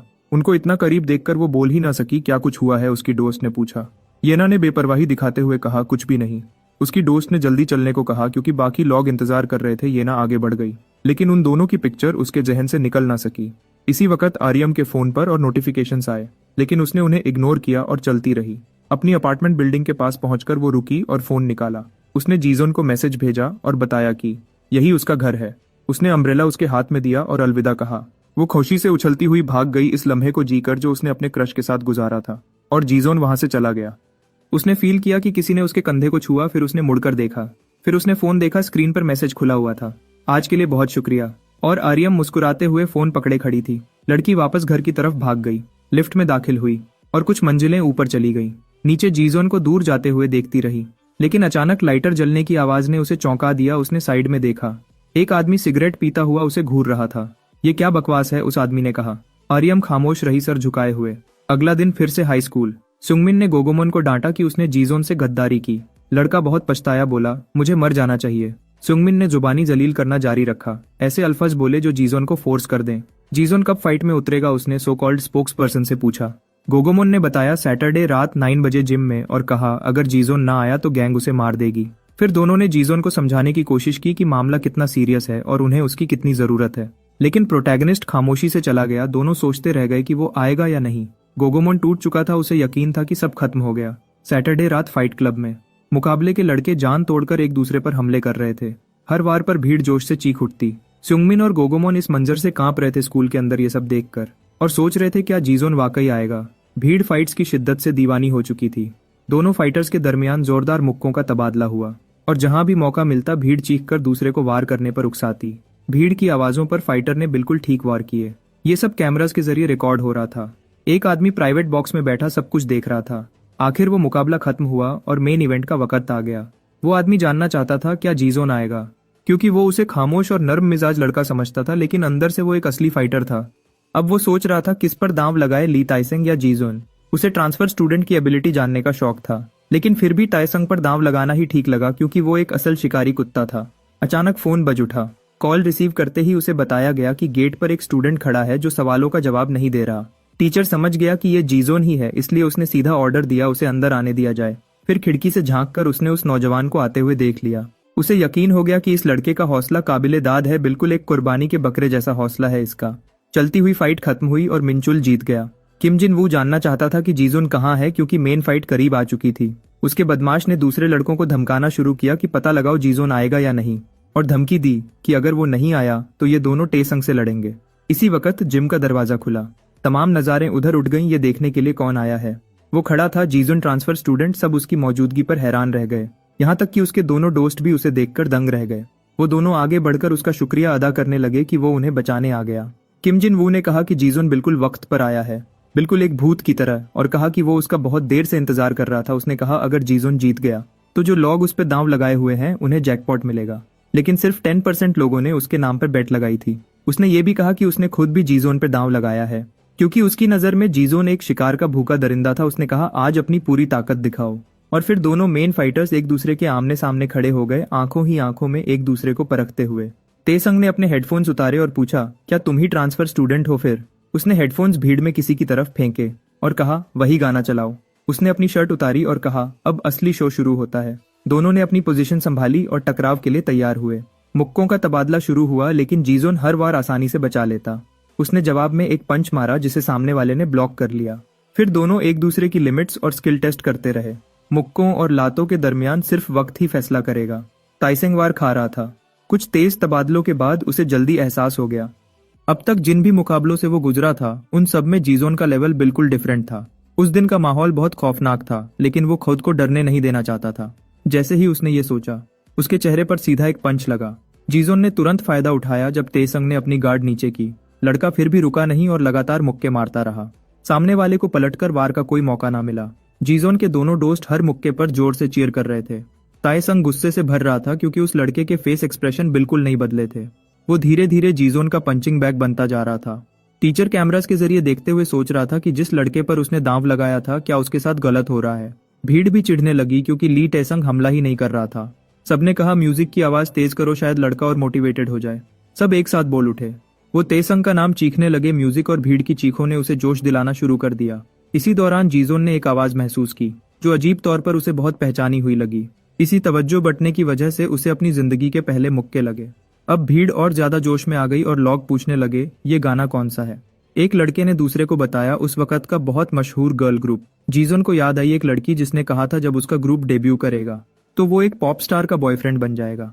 पास्ट में उस लड़की ने उससे पूछा था कि इस बात पर उसके फीलिंग्स क्या हैं। उसने यकीन दिलाया था कि प्रोड्यूसर्स उसका डेब्यू पक्का कर देंगे। बस शर्त ये थी कि वो कॉन्ट्रैक्ट पर कायम रहे, और वो जानना चाहती थी कि क्या वो ये शर्त पूरी कर सकती है। इसी बीच उसके दोस्त उसे बाहर चलने का कहने आए। उसने लड़की को तसल्ली दी कि तुम जो भी फैसला करो, मेरे लिए वो ही सही होगा। ये सुनकर लड़की बहुत खुश हुई।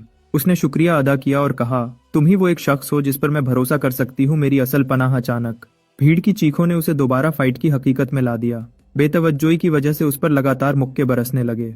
उसके दोस्त घबरा गए और सोचने लगे कि अचानक उसकी सुस्ती की वजह क्या है। उधर टेसंग ने जीजोन को कम समझना शुरू कर दिया। उसे लगा कि सामने वाला अब तक सिर्फ ज्यादा एहतियात कर रहा था। इसी सोच के साथ टेसंग को अपनी जीत पर पूरा यकीन हो गया और भीड़ जोश में लगातार उसका नाम चीखने लगी। लेकिन रेडियो से आती हुई म्यूजिक की आवाज ने जीजोन को फाइट पर से कंट्रोल खो देने पर मजबूर कर दिया। उसे लगातार पीछे धकेला जा रहा था और उसके दोस्त समझ नहीं पा रहे थे कि बीच में कैसे आए। जल्दी ही उन्हें समझ आ गया कि तेज म्यूजिक ही उसकी तवज्जो भटकने की वजह है। वो सीधा उस जगह की तरफ गए और कहा कि आवाज कम करो, लेकिन वहां मौजूद लड़के ने बदतमीजी से जवाब दिया, अपना काम देखो। स्योंगमिन ने कहा, म्यूजिक की वजह से जीजोन फोकस नहीं कर पा रहा। इस पर उन्होंने मजाक उड़ाया और कहा कि चुप रहने वाला लड़का जीतने जितनी ताकत ही नहीं रखता। इसी लम्हे गोगोमोन ने स्पीकर पकड़ा और भाग गया। उन्होंने उसे रोकने की कोशिश की, लेकिन वो म्यूजिक बैंड करने में कामयाब हो गया। प्रोटैगनिस्ट के जहन में माजी के मंजर चलने लगे। लड़की ने उससे रिश्ता तोड़ दिया और कहा, मैं अब इस सब में शामिल नहीं रहना चाहती। उसने ऐलान किया, आज के बाद हम कभी नहीं मिलेंगे। वो इस हालत से थक चुकी थी। उसने पीठ फेरी और चली गई, उसे पीछे पुकारते छोड़कर। वो बेचैन होकर उसे पुकारता रहा, यहाँ तक कि सिक्योरिटी गार्ड्स ने उसे पकड़ लिया और बाहर निकाल दिया। जब जीजोन अपनी यादों में खोया हुआ था, टाइसेंग उस पर मुक्के बरसाता रहा। जीत करीब लग रही थी, बस कुछ और वार चाहिए थे, और उसने वाकई और मुक्के मार दिए। जीजोन घुटनों के बल जमीन पर गिर गया। अब भी उस लड़की की तस्वीर उसके जहन में थी। इसी वक्त ताइसेंग ने आखिरी वार के लिए तैयारी की। तमाम लोगों को लगा फाइट खत्म हो चुकी है, लेकिन जैसे ही उसने लात महसूस की, जीजोन ने हैरान कुन फुर्ती से साइड ले ली। उसका जहन जैसे दोबारा सेट हो गया हो और उसके जिस्म में दोबारा पूरी ताकत भर गई। वो गुस्से में सीधा अपने दुश्मन पर झपट पड़ा। उसने टेसंग के चेहरे पर इतना जबरदस्त पंच मारा कि वो जोर से जमीन पर जा गिरा। भीड़ इस पावर को देखकर सन्नाटे में आ गई, लेकिन जीजोन रुका नहीं। उसने दोबारा उसके चेहरे पर लात मारी। मुकाबले वाला खून थूकने लगा। वो घबरा गया और समझ नहीं पा रहा था कि हो क्या रहा है। किम जिन वू समझ चुका था कि फाइट का फैसला हो चुका है। जीजोन के सपोर्टर्स चीयर करने लगे। बाकी भीड़ बिल्कुल खामोश हो गई। ताइसेंग बिल्कुल होश खो चुका था। कुछ लम्हे पहले वही मैच कंट्रोल कर रहा था, लेकिन अब उसे ऐसे लातें पड़ रही थीं जैसे उसकी कोई अहमियत ही ना हो। जीजोन की आंखों में खौफनाक नजर और ऑरा था। जमीन पर पड़ा हुआ उसका मुकाबला करने वाला रहम की भीख मांगने लगा और रुकने को कहने लगा, लेकिन प्रोटैगनिस्ट ने उसकी इल्तिजा नजरअंदाज कर दी और दोबारा उसके चेहरे पर लात मारी। वो लगातार लातें मारते चला गया। अब सब लोग हैरान हो गए और सोचने लगे कि वो क्या कर रहा है। अगर ऐसे ही चलता रहा तो शायद वो उसे मार ही दे। लेकिन जीजोन पर जैसे अंधा गुस्सा सवार था। वहां मौजूद लोगों ने किम जिन वू से पूछा कि अगर ये इंटेंसिटी रही तो कहीं जीजोन सामने वाले को कत्ल ना कर दे। लेकिन परेशानी दिखाने के बजाय किम जिन वू खरुश नजर आ रहा था। उसे लड़के की खून की प्यास पसंद आ रही थी। वो खुशी से सोच रहा था कि जीजोन बॉक्स ऑफिस पर हिट साबित होगा, और वो सोचने लगा कि अगला मुकाबला किसके साथ रखा जाए ताकि और ज्यादा थ्रिल पैदा हो। इस पर उसके दोस्त बीच में आ गए, उसे पकड़कर रोका और कहा कि वो जीत चुका है। ताइसंग का प्रोफेसर अपने पसंदीदा फाइटर की हार देखकर आग बगोला हो गया, लेकिन किम जिन वू के लिए सिर्फ ये मायने रखता था कि कौन उसके लिए पैसा कमाता है, और उसे यकीन था कि जीजोन इस मामले में उसका सबसे बेहतर साथी बन सकता है। किम जिन वू को बस उसे अपना वफादार कुत्ता बनाना था, वो खुद ही उस लड़के को ट्रेन करेगा। इसी बीच जीजोन होश में आया, लेकिन उसका मुकाबिल जमीन पर लगभग बेहोश पड़ा था। किम जिन वू ने उसे जीत पर मुबारक दी और कहा कि उसका अंदाजा गलत नहीं था। उसने कहा, अगली फाइट में भी वही दीवाना अंदाज दिखाना। फाइट की रकम उसके एजेंट के जरिए दी जाएगी। इसके बाद किम जिन वू चला गया और दोनों लड़के उसके पीछे हो लिए। दोनों ने दोस्ती जताते हुए उसे जीत सेलिब्रेट करने की दावत दी, लेकिन जीजोन ने गोगोमोन का हाथ जोर से झटक दिया। ये वार्निंग थी कि उसे हाथ ना लगाए।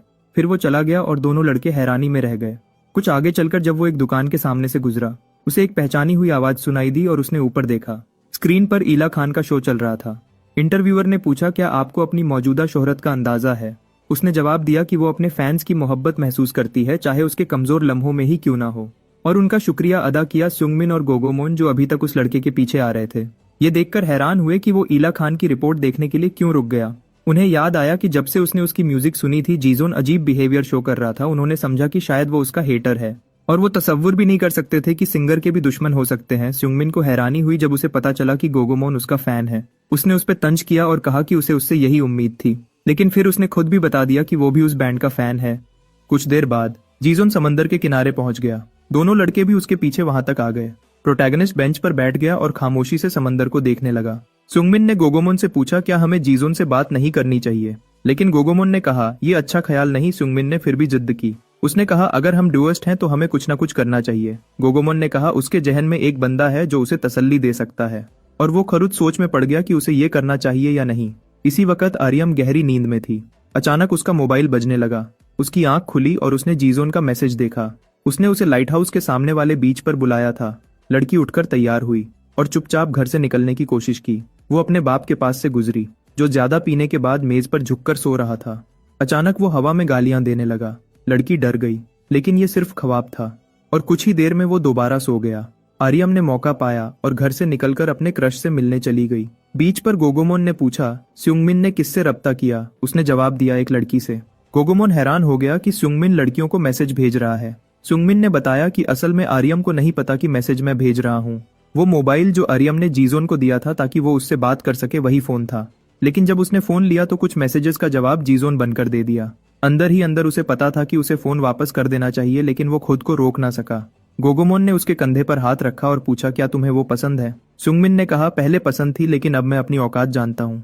गोगोमोन ने उसे हल्का सा धक्का दिया और कहा, जल्दी से फोन वापस करो। सुंगमिन जीजोन के पास गया, जो अभी भी बेंच पर बैठा था, और उसे फोन पकड़ा दिया। उसने माफी मांगी और कबूल किया कि कुछ देर के लिए वो उसकी जगह बनकर बात करता रहा। उसने ये भी कहा कि उसने एक आखिरी मैसेज भेजा है, और जीजोन से कहा कि आर्यम को रिजेक्ट ना करे। वो वापस मुड़कर चलते हुए बोला, तुम दोनों बहुत खूबसूरत कपल लगते हो। जब जीजोन ने फोन चेक किया और लड़की का मैसेज देखा, उसने लिखा था कि वो बस पहुंचने वाली है। तब पहली दफा उसे इस बात पर घबराहट महसूस हुई। उसी लम्हे आर्यम दौड़ती हुई अपने क्रश से मिलने आ गई। जैसे ही वो पहुंची, छुपे हुए गोगोमोन ने उसकी खूबसूरती को देखा। गोगोमोन ने कहा कि दोनों एक दूसरे के लिए बिल्कुल ठीक हैं, जबकि सुंगमिन अपनी ख्वाब की लड़की खो देने का अफसोस कर रहा था। गोगोमोन ने कहा, अब काफी देर हो चुकी है और हमें चलना चाहिए। उसने सुंगमिन को दावत दी कि वो उसके घर चले और वीडियो गेम्स खेलें।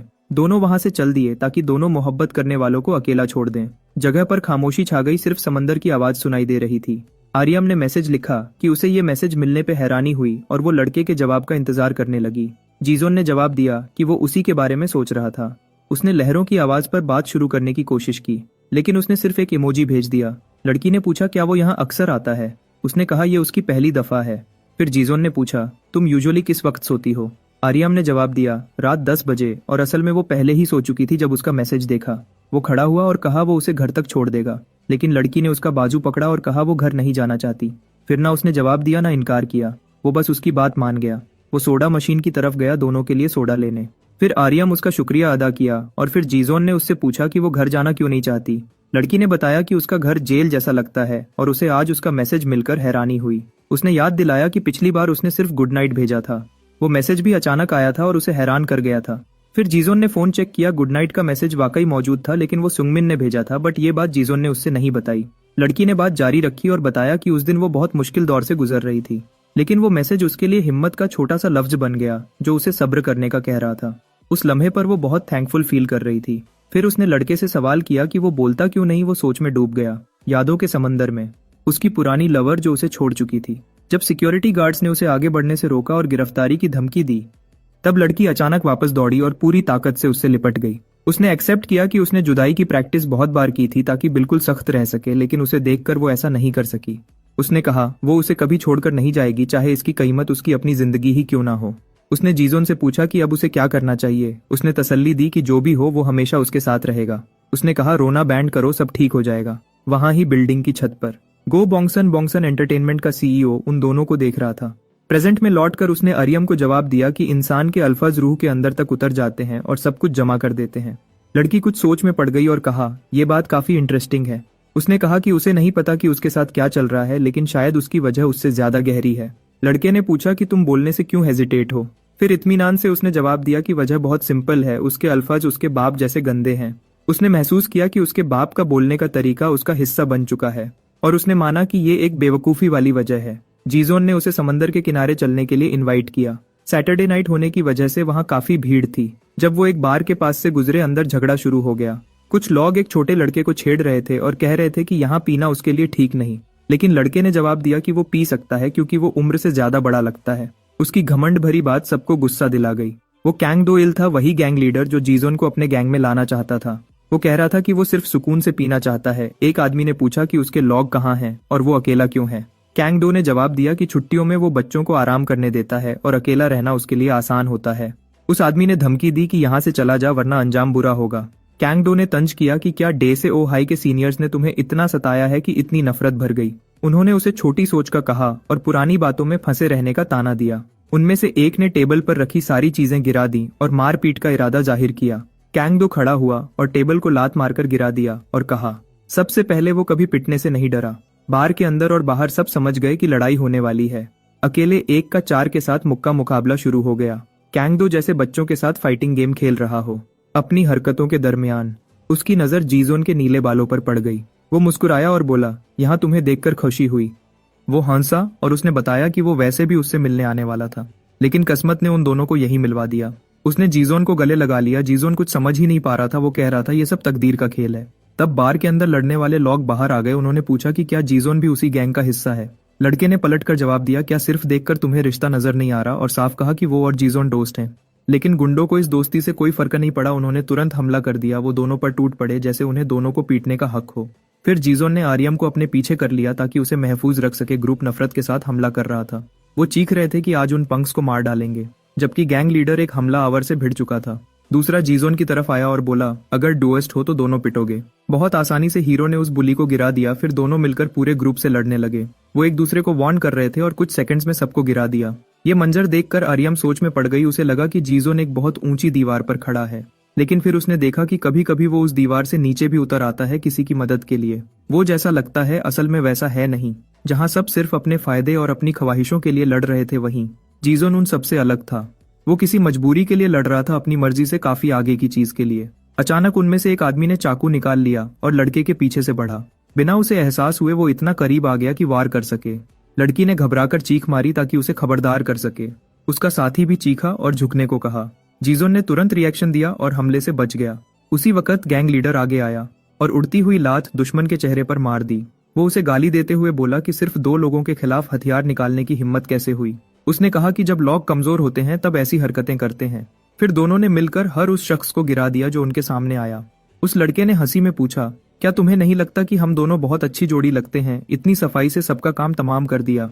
लेकिन जीजोन ने आर्यम की तरफ देखा। उसकी आंखें आंसुओं से भरी हुई थीं। लड़के ने पूछा क्या तुम डर गए हो, ये तो कुछ भी नहीं था। जवाब में हीरो ने उसके चेहरे पर मुक्का मार दिया। वो हैरान हो गया और पूछा ये क्या हो रहा है, लेकिन बिना कुछ कहे जीजोन ने उसके पेट पर दोबारा मुक्का मारा और उसे जमीन पर गिरा दिया। उस लड़के ने एक्सेप्ट किया कि उसने ये सब सिर्फ इसलिए सेट किया था ताकि जीजोन को रियल में लड़ते हुए देख सके। जब हीरो ने धमकी दी कि वो यहीं इस बात को खत्म कर देगा, लड़के ने तुरंत अपने दोनों हाथ ऊपर कर दिए और कहा वो उससे लड़ना नहीं चाहता क्योंकि अब वो दोनों एक ही साइड पर हैं। उसने तरीका गलत होने पर माफी मांगी और बताया कि ये सिर्फ एक टेस्ट था जो जीजोन ने शानदार तरीके से पास कर लिया। फिर उसने जीजोन से कहा कि वो उसका दोस्त बन जाए और उसकी गैंग ज्वाइन कर ले, लेकिन लड़के ने कुछ नहीं कहा, बस पीठ मोड़ी और आर्यम के साथ चल दिया। दूसरा लड़का उनके पीछे पीछे चल पड़ा और बोला कि इस वक्त रात में दोनों का इतना करीब होना कुछ ज्यादा ही लगता है। उसने कहा वो खुश है क्योंकि उसे लगता है कि इस मुलाकात में उसका भी कोई रोल रहा और क्योंकि वो जीजोन का एहसानमंद है, इसलिए भटकने के बजाय वो उन्हें एक जगह दिखाएगा जहां वो आराम कर सकते हैं। दोनों कुछ देर सोचते रहे लेकिन आखिरकार राजी हो गए। वो लड़का उन्हें कॉमिक बुक लाइब्रेरी ले गया। उसने वहां के अटेंडेंट को आवाज दी, जो गहरी नींद में सो रहा था और वक्त का कोई होश नहीं था। उसने कहा उसने पहले कभी ये चेहरे यहाँ नहीं देखे, तो डॉयल ने जवाब दिया, ये मेरे नए डुएस्ट हैं।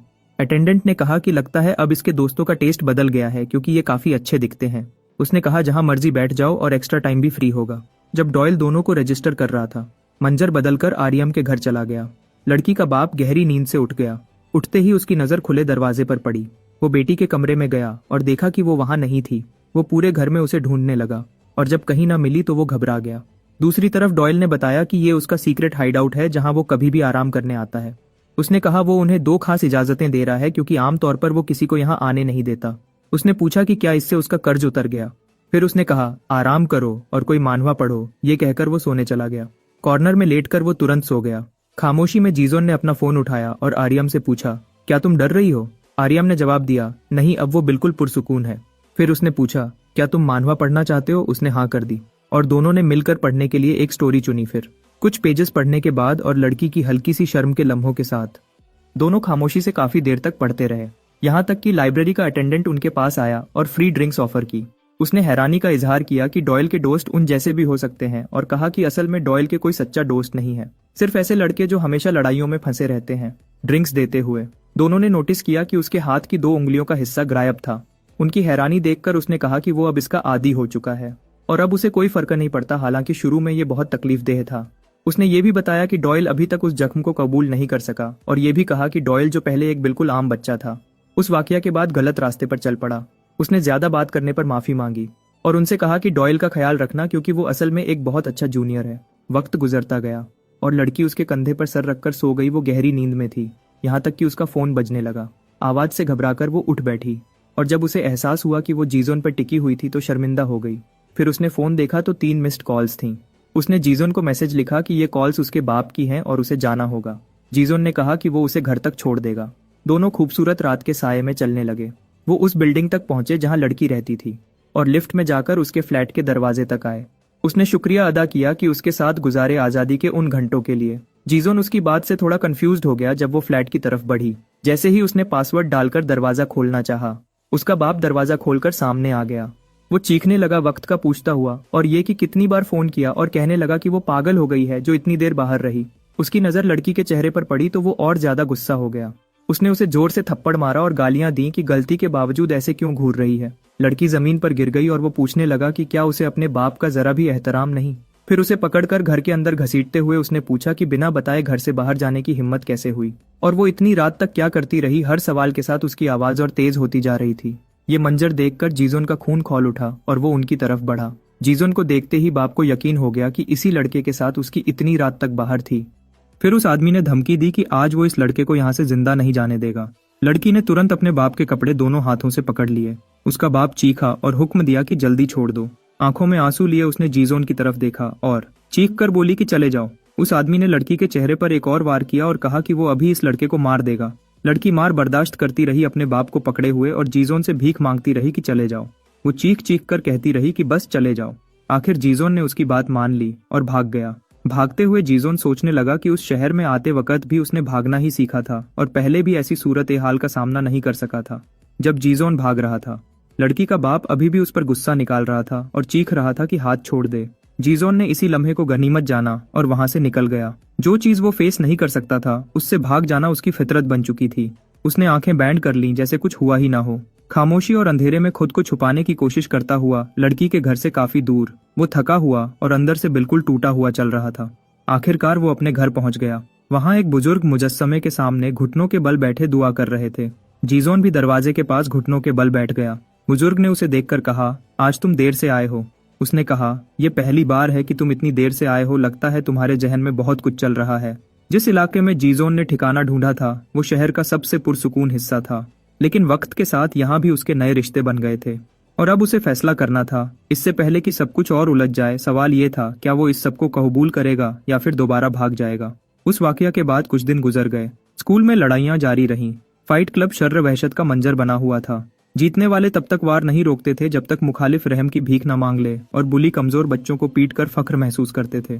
एक लड़के को हार मानता देखकर जिन वू गुस्से में उसके पास गया और सवाल किया, अभी फाइट शुरू ही हुई थी और तुमने हार मान ली, ये क्या बात हुई? लड़के ने जवाब दिया कि उसके पास जीतने का कोई मौका ही नहीं था, और जब नतीजा पहले से मालूम हो तो लड़ने का क्या फायदा। इस पर किम जिन वू ने उसे मुंह पर मारा। उसने कहा, अगर रिंग में हो तो ऐसी सोच नहीं होनी चाहिए, तुम जैसे लॉग फाइटर कहलाने के लायक नहीं, और दोबारा अपनी शक्ल मत दिखाना। तब एक बदमाश ने कहा कि प्रोफेसर किम उसे वेयरहाउस में बुला रहे हैं। वेयरहाउस में प्रोफेसर ने कहा कि हमें असल फाइटर्स चाहिए, ना कि इतने कमजोर लोग, और सब लोग जीजोन की अगली फाइट का बेचैनी से इंतजार कर रहे हैं। किम जिन वू ने कहा कि वो फाइटर्स ढूंढ रहा है, लेकिन ज्यादातर में स्टैमिना ही नहीं होता और बाकी चोट लगने से डर जाते हैं। प्रोफेसर ने पूछा, क्या तुम कहना चाह रहे हो कि तुम लोग नहीं ढूंढ सकते?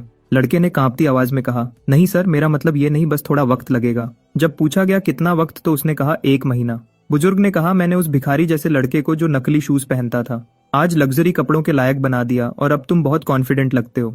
लेकिन क्लाइंट्स 1 महीना वेट नहीं करते, उनके पास डोपामिन के लिए और भी जगह हैं। अगर तुम संभाल नहीं सकते तो हाउंड डॉग सिस्टम छोड़ दो।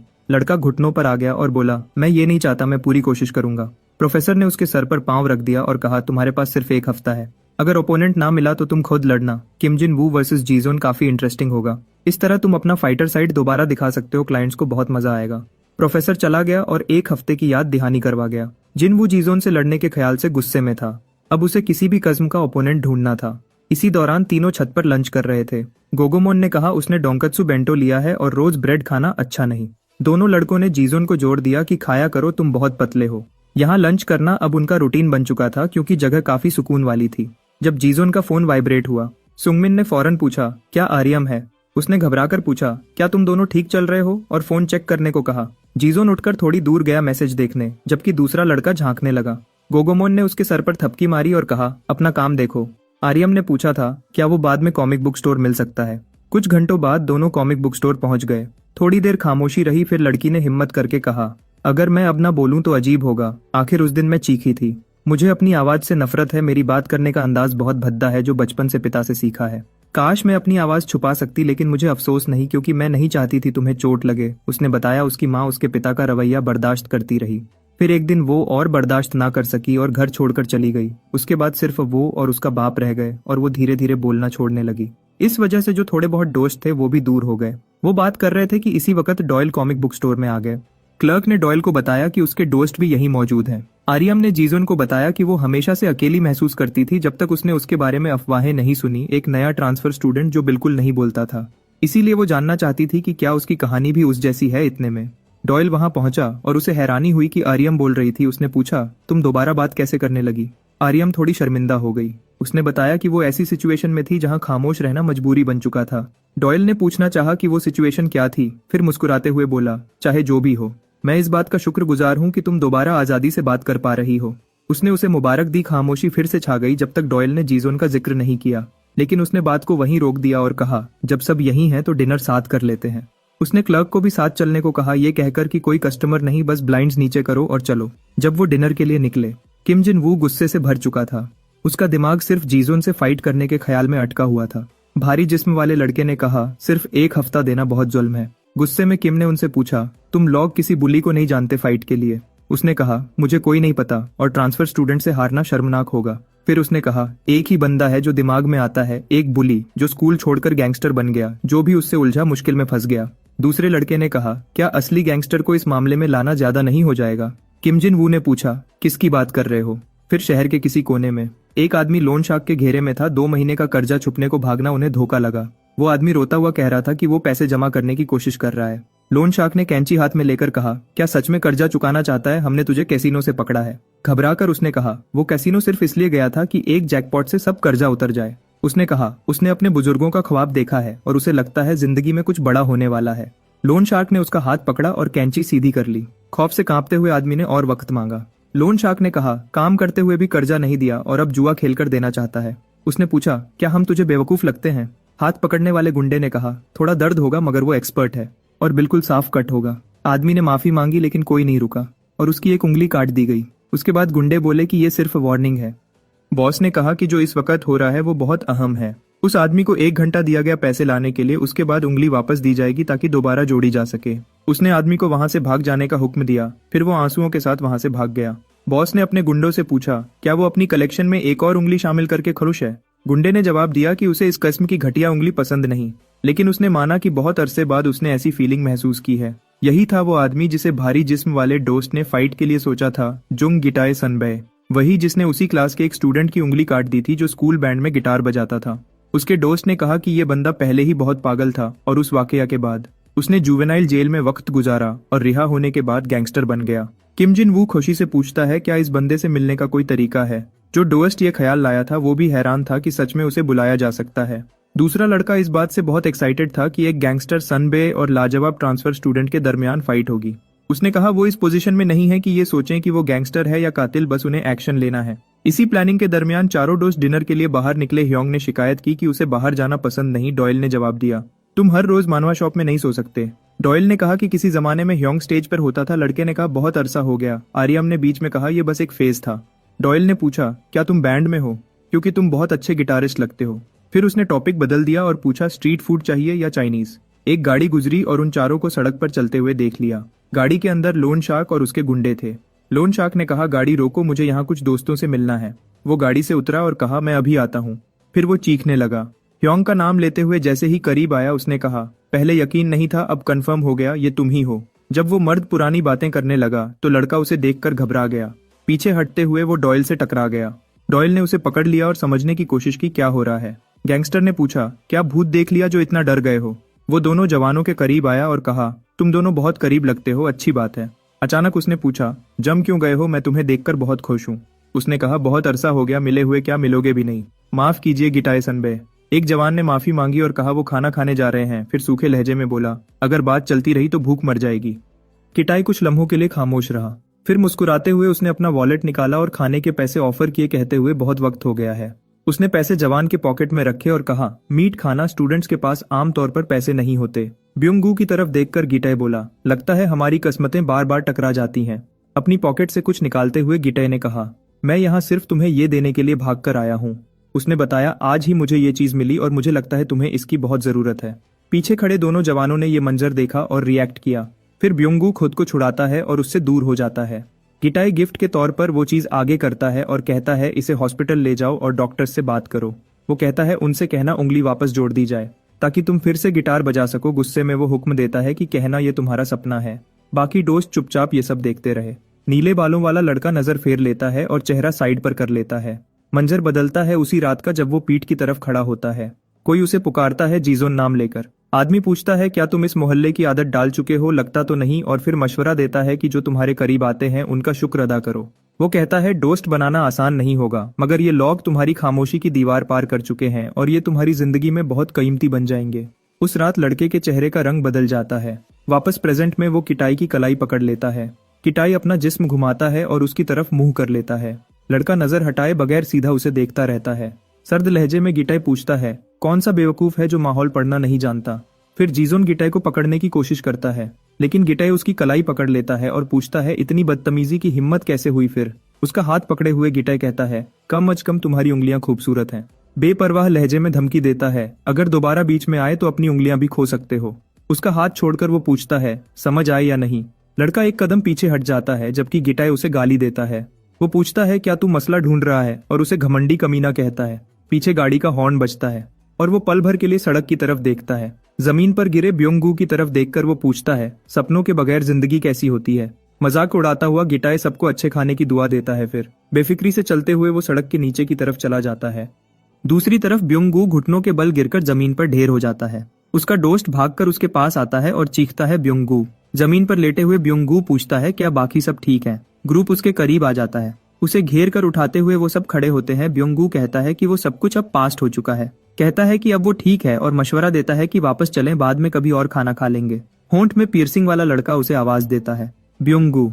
रूफटॉप पर कैंग डॉयल अपनी बेबसी पर अफसोस करता है और सिर्फ जमकर रह जाता है और चीख के कहता है कि वो कुछ भी नहीं कर सका और आखिर में कुछ भी नहीं बदला।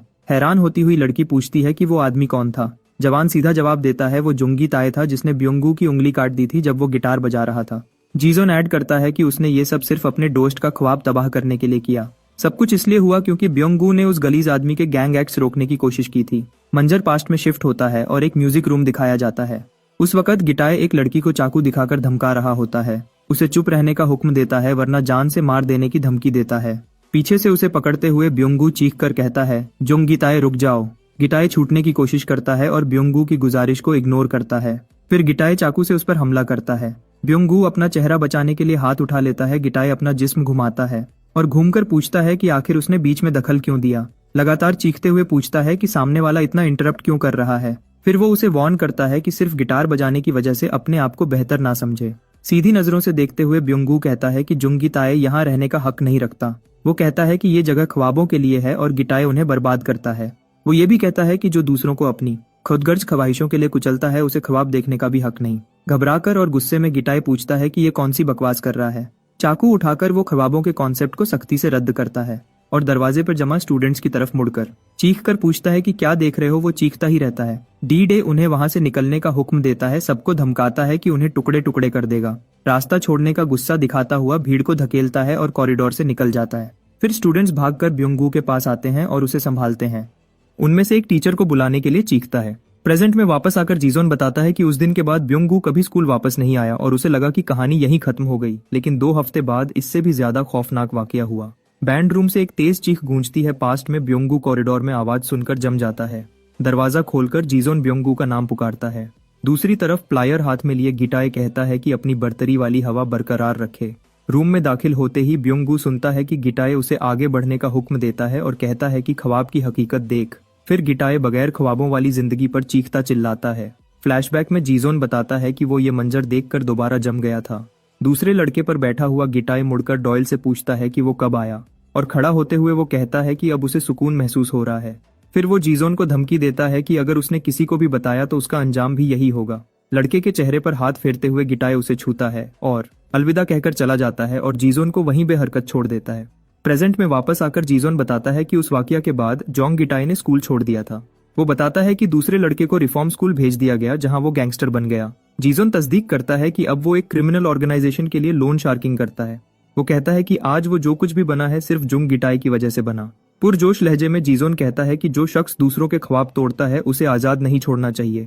फिर वो घुटनों के बल रोकर कहता है कि वो मजबूत बनना चाहता था ताकि ब्योंगू जैसा दर्द उसे महसूस करवा सके।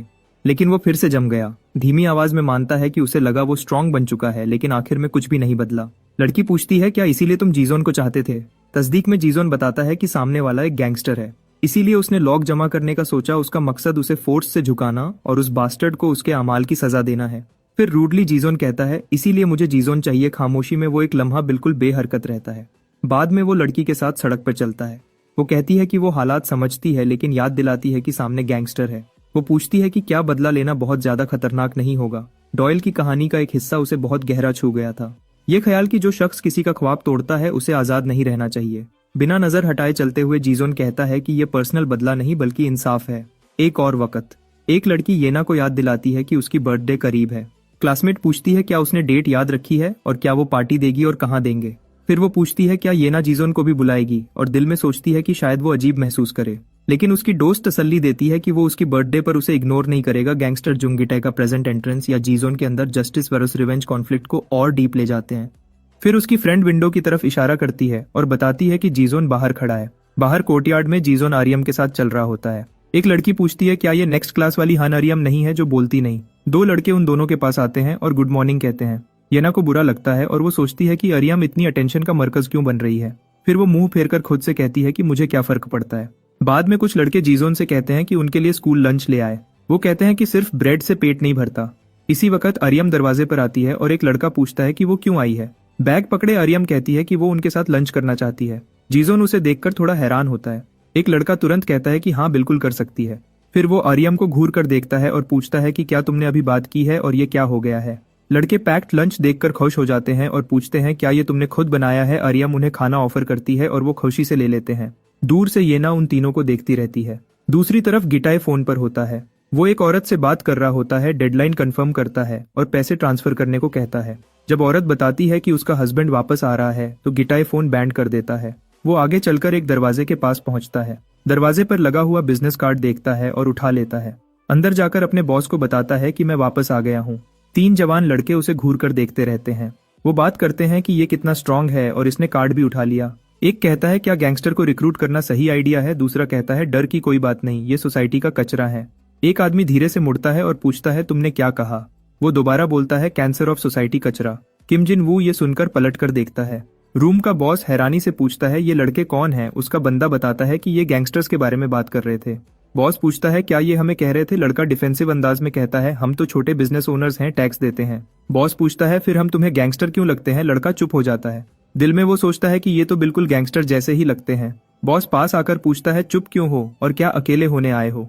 लड़का पीछे हटकर जल्दी से इनकार करता है। गिटाई बिजनेस कार्ड दिखाता है और पूछता है, क्या ये तुम्हारा है? लड़का हाँ कहता है और बताता है कि वो इसीलिए आए थे कि ये कार्ड दें।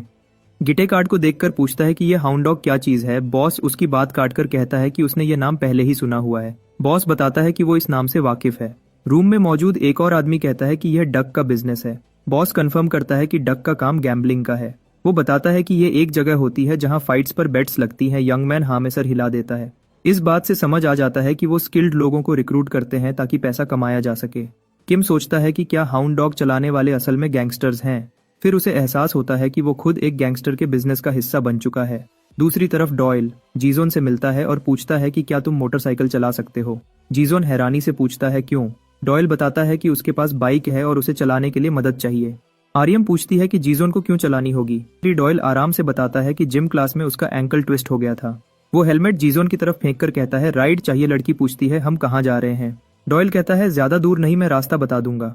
फिर वो आर्यम की तरफ देखकर कहता है, टेंशन मत लो, मैं तुम्हारा बॉयफ्रेंड वापस ले आऊंगा। आर्यम तुरंत मना करती है और कहती है, हम सिर्फ दोस्त हैं। जीजोन चुप रहता है और हेलमेट को पकड़े रहता है। वो ब्योंगू को बताता है कि डॉयल ने कहा है कि वो थोड़ी फ्रेश हवा लेने जा रहा है। फिर दोनों वहां से निकल जाते हैं। बाइक की तरफ इशारा करके डॉयल पूछता है, क्या तुम इस तरह की बाइक चला सकते हो? जीजोन व्हीलिंग करता है। डॉयल हैरानी से पूछता है, क्या मैं भी ऐसा कर सकता हूँ? शहर के बीच से गुजरते हुए डॉयल कहता है कि तुमने पहले ही बहुत ट्रबल पैदा कर दिया है। वो तुरंत उसे वार्न करता है कि आगे तेज मोड़ है, स्पीड कम करो। जीजोन बिल्कुल परफेक्ट अंदाज में मोड़ काट लेता है। डॉयल पूछता है, क्या तुमने काउंटर स्टीयरिंग यूज की? हैरान होकर सोचता है कि आखिर ये जीजोन है कौन। मंजिल पर पहुंचकर डॉयल कहता है, यहीं उतार दो। जीजोन सामने लगे साइन बोर्ड को घूर कर देखता है। डॉयल झुककर जमीन से ईंट का टुकड़ा उठाता है। उसे फोन की तरह हाथ में पकड़ लेता है। ईंट को कान से लगाकर कहता है कि अगर जीजोन ड्राइव ना कर रहा होता तो मैं पिछली बार की तरह वापस मुड़ जाता। वो कहता है कि यह तरीका है पीछे हटने को खत्म करने का। जीजोन बात का मतलब समझ जाता है। जीजोन को एहसास होता है कि यह जंग का ऐलान है। डॉयल गुस्से से कहता है कि उस हरामी ने ब्योंगू को अपने ऊपर गंद करने पर मजबूर कर दिया और जो कभी बैंड का लीडर था वो सड़क के बीच वॉशरूम कर बैठा। वो जीजोन से पूछता है, क्या मैं इस बात को यूं ही छोड़ दूं? फिर कहता है कि मुझे कम अज कम इतना तो करना ही होगा। तना हुआ चेहरा लिए वो जीजोन की तरफ देखता है और जवाब का इंतजार करता है। ऑफिस में वापस बॉस कहता है, ये जगह तुम जैसे बच्चों के लिए नहीं है। किम बताता है कि वो अफवाहों के बाद यहाँ आया था और उसने पहचान लिया कि ये उसका सीनियर जुंग गिटाए है। वो कहता है कि गिटाए वही है जो स्कूल छोड़कर गैंगस्टर बन गया था। फिर वो बताता है कि वो मेन फाइट की तैयारी कर रहे हैं और उसे ढूंढने आए हैं क्योंकि उन्हें लगा वो सही बंदा है। गिटाई पूछता है, क्या तुम मुझे बच्चों की लड़ाई के लिए रिक्रूट करने आए हो? लड़का जिद करता है कि ओपोनेंट बहुत स्किल्ड है और उसे हल्का नहीं लेना चाहिए। यह सुनकर गिटाई की दिलचस्पी बढ़ जाती है। गिटाई को लगता है कि शायद कोई ऐसा बंदा है जो उसका सामना कर सकता है। लड़का अपना फोन आगे करता है और बताता है कि यह एक ट्रांसफर स्टूडेंट है जिसे हैंडल करना बहुत मुश्किल है। ट्रांसफर स्टूडेंट का नाम सुनते ही गिटाई की पूरी तवज्जो उसी पर चली जाती है। वो बताता है कि उसका नाम जीजोन है। वीडियो में दिखाया जाता है कि जीजोन अपने ओपोनेंट को हिट करता है। रिकॉर्डिंग में उसकी पिछली फाइट के मंजर दिखते रहते हैं। वीडियो का आखिरी सीन जीजोन के चेहरे पर क्लोज होता है। गिटाई वीडियो देखकर उसे पहचान लेता है। उसे याद आ जाता है कि यह वही लड़का है जो डॉयल के साथ था, वही जिसके हाथ बहुत खूबसूरत थे। वापस प्रेजेंट में गिटाई का बॉस उसे वार्न करता है कि बीच में मत पड़ना क्योंकि यह सिर्फ स्टूडेंट्स के दरमियान लड़ाई है। सीनियर की बात मानकर गिटाई हाँ कर देता है। अचानक एक ईंट शीशे से अंदर आती है और उसके चेहरे के पास से गुजरती हुई निकल जाती है। शीशे का एक टुकड़ा उसके गाल पर लगता है और जख्म बन जाता है। गुस्से से पलटकर वो चीखता है, यह किसने किया? बॉस खिड़की की तरफ भागकर पूछता है, क्या मरना चाहते हो? दोनों नीचे सड़क पर देखते हैं जहां एक मोटरसाइकिल तेज रफ्तार से जा रही होती है। टूटे हुए शीशे के पार से गिटाई उस बाइक को देखते हुए फॉलो करता है। बाइक और तेज होकर आगे बढ़ती चली जाती है। बॉस पूछता है कि गिटाई ठीक है या नहीं, लेकिन वो जवाब नहीं देता। बाइक चलाते हुए जीजोन सोचता है कि शायद यह बेकार का प्रोवोक करना था, लेकिन उसे एहसास होता है कि इस एक काम के लिए कितनी हिम्मत चाहिए थी। डॉयल का कांपता हुआ हाथ उसके कंधे को जोर से पकड़ लेता है। उसे डर का एहसास हो जाता है। उसे महसूस होता है जैसे कोई बहुत बड़ी और ना गुजरने वाली पहाड़ी उन पर झुकी हुई हो, और यह एहसास उसे पहले से अच्छी तरह मालूम था जब वो सड़क पर तेज भाग रहे थे, जब गिटाई ने हाउंड डॉग में शामिल होने की तस्दीक कर दी थी। फिर स्टूडेंट्स उसका शुक्रिया अदा करते हैं और पूरा कमिटमेंट देने का वादा करते हैं कि तैयारी में कोई कमी नहीं होगी। लेकिन गिटाई अपनी शर्तें रखता है। वो कहता है जगह और वक्त मैं डिसाइड करूंगा और सिर्फ अपना बेस्ट फाइटर लेकर आना। एक लड़का सजेस्ट करता है कि स्कूल जिम फाइट के लिए ओरिजिनल जगह हो सकती है। गिटाई उसे डांट देता है और पूछता है तुम मुझे क्या समझते हो कि मैं स्कूल के अंदर मुकाबला करूं। लड़का तुरंत उसकी बात मान लेता है और समझ जाता है कि जगह और वक्त दोनों बदलेंगे, और यह भी कि गिटाई कितना सख्त है। फिर गिटाई पूछता है क्या तुम कैंग डॉयल नाम के लड़के को जानते हो। नाम सुनकर एक स्टूडेंट बताता है वो डाइसन इंडस्ट्रियल हाई का बुली है और फ्रेशमैन है। सोच में डूबा गिटाई कहता है लगता है वो पंख काफी बड़ा हो गया है। लड़का जवाब देता है कि उसने सुना है कैंग डॉयल अपना इन्फ्लुएंस बढ़ा रहा है और उससे पूछता है कि अचानक तुम्हें उसमें इंटरेस्ट क्यों है। गिटाई सख्त लहजे में हुक्म देता है उस पंख का पता लगाओ और कहता है उस पर अभी कर्ज बाकी है। दूसरी जगह जीजोन मंदिर के सहन में झाड़ू लगा रहा होता है। सीन 1694। वो थोड़ी देर के लिए रुककर अपने टीचर को सलाम करता है। टीचर सलाम का जवाब देते हुए मेहमानों को खुश आमदीद कहते हैं क्या पूजा के लिए आए हो। संगमिन हाँ कहता है, बताता है कि मेरी अम्मा ने कहा था कि आज महीने का पहला दिन है और काफी अरसे बाद आए हैं इसलिए मंदिर में पूजा करनी चाहिए। टीचर कहते हैं ये बहुत अच्छी बात है। हैरान होकर संगमिन जीजोन से पूछता है क्या तुम यहीं रहते हो। फिर बैठकर संगमिन कहता है मुझे लगा जीजोन डॉर्मिट्री में रहता है और मैं बचपन में मंदिर आता था। फोन पर संगमिन अपने दोस्त को बताता है जीजन सबोहम टेम्पल में रहता है। वो उसे बुलाता है इधर आ जाओ और दूसरी तरफ से जवाब आता है मैं आ रहा हूँ। फिर वो कहता है कोई अच्छा सा खाना भी ले आना, और मंदिर की सीढ़ियां चढ़ता हुआ ऊपर भागता है। तब एक आदमी आवाज देता है जीजोन। संगमिन उसे ग्रीट करता है और जीजोन अपना चेहरा घुमाकर देखता है कि कौन आया है। उस आदमी के पीछे अरियम खड़ी होती है। लड़का जीजोन को बताता है मैंने अरियम को भी मैसेज भेजकर बुला लिया था। संगमिन पूछता है क्या तुम ठीक हो। अरियम हल्की सी गर्दन हिलाकर हाँ करती है। शहर के दूसरे हिस्से में कुछ लड़के एक स्कूटर को चेक कर रहे होते हैं। उनमें से एक कहता है शायद स्पार्क प्लग का मसला है, जबकि कुर्सी पर बैठा दूसरा लड़का सोचता है क्या मसला कॉइल का तो नहीं। फिर एक लड़का कहता है चलो स्कूटर मैकेनिक के पास ले चलते हैं, लेकिन दूसरा शिकायत करता है खर्चे का सोचो। फिर लड़का अपना चेहरा साइड पर घूम लेता है और गिटाई पीतल के नकल एडजस्ट करता हुआ कहता है कि इतने लोगों के बीच वक्त जाया करने का कोई फायदा नहीं, इसलिए मैं ये यूज कर रहा हूँ। उसकी बात सुनकर एक आदमी पूछता है तुम क्या बोल रहे हो और तुम हो कौन। गिटाई सीधा कहता है मैं कर्ज वसूल करने आया हूँ। दूसरा आदमी कहता है लड़ने से पहले अपनी पहचान बताओ इसी वक्त। गिटाई बिना किसी वार्निंग के उसके चेहरे पे मुक्का मार देता है। आदमी जमीन पर गिरकर कराहने लगता है। डर के मारे ग्रुप का एक और बंदा पूछता है यह है कौन। जवाब देने के बजाय गिटाई उस लड़के के चेहरे पर भी मुक्का जमा देता है। वो भी गिर जाता है। अब सिर्फ एक ही बंदा खड़ा रह जाता है। वो ब्रास नकल्स देखकर कहता है इसका असर बहुत खतरनाक है। गिटाई उस आखिरी लड़के को देखते हुए कहता है यह प्रैक्टिस के लिए परफेक्ट पंचिंग बैग बन सकता है। गिटाई उसे गंदी गाली देता है। लड़का गुस्से में धमकी देता है कि मैं तुम्हें खत्म कर दूंगा। मुस्कुराते हुए गिटाई कहता है यह लोग अभी तक समझे ही नहीं। लड़का चीखता है बकवास बंद करो और दौड़कर कहता है ऐसे आदमी को सिर्फ एक हिट चाहिए। वो मुक्का मारता है लेकिन गिटाई साइड हो जाता है और मौका मिलते ही गिटाई सीधा उसके चेहरे पर मुक्का मारता है और तुरंत दूसरा मुक्का भी जमा देता है। लड़का लड़खड़ाकर पीछे हटता है। चेहरा खून से भरा होता है। गिटाई मुस्कुराता है और कहता है कोशिश करो मुझे मारने की। मुश्किल समझकर भी लड़का चैलेंज कबूल करता है। काफी मजबूत स्टांस लेकर कहता है आओ। लड़का कहता है मैं दिखा दूंगा कि सिर्फ जिस्म का साइज दिखाने वाला कितना दूर जा सकता है, और खुद को तैयार करता है। आखिरकार डॉयल रिएक्ट करता है और मेटल पाइप उठाता है। वापस उस मंजर में ग्रीन ट्रैक सूट वाला आदमी पहले ही जमीन पर पड़ा होता है। उसे देखकर गिटाई कहता है अगर तुम स्लो हो और सिर्फ डिफेंस पे फोकस करो तो फिर कुछ नहीं हो सकता। डॉयल पाइप को सर के ऊपर उठाता है और पूरी ताकत से नीचे मारता है और गुस्से में चीखता है मर जा, लेकिन गिटाई बाजू क्रॉस करके वार रोक लेता है। वो सीधा कैंग डॉयल की तरफ देखकर पूछता है क्या तुम रेडी हो। डॉयल खामोशी से उसकी आंखों में देखता रहता है। पाइप पकड़ते हुए जोंग गिटाई दोबारा पूछता है कैंग डॉयल क्या तुम तैयार हो, और फिर जोर से डॉयल का नाम पुकारता है। उसकी हिम्मत को चैलेंज करते हुए कैंग डॉयल पूरी कोशिश के साथ सामने खड़ा होता है। गिटाई कहता है तुम अभी भी वही कांपते हुए डरपोक हो, लेकिन डॉयल पाइप उठाकर गिटाई से कहता है चुप हो जा। जोंग गिटाई कसम खाता है कि डॉयल उसे कभी हरा नहीं सकता, न जिंदगी में न मौत में, और उस पर इल्जाम लगाता है कि तुम सिर्फ खड़े देखते रहे जब ब्योंगू की उंगली काटी जा रही थी। डॉयल इस पूरी सिचुएशन को गाली देता है, लेकिन इस बेइज्जती का कोई असर उस पर नहीं होता। गिटाई हुक्म देता है घुटनों पर आ जाओ।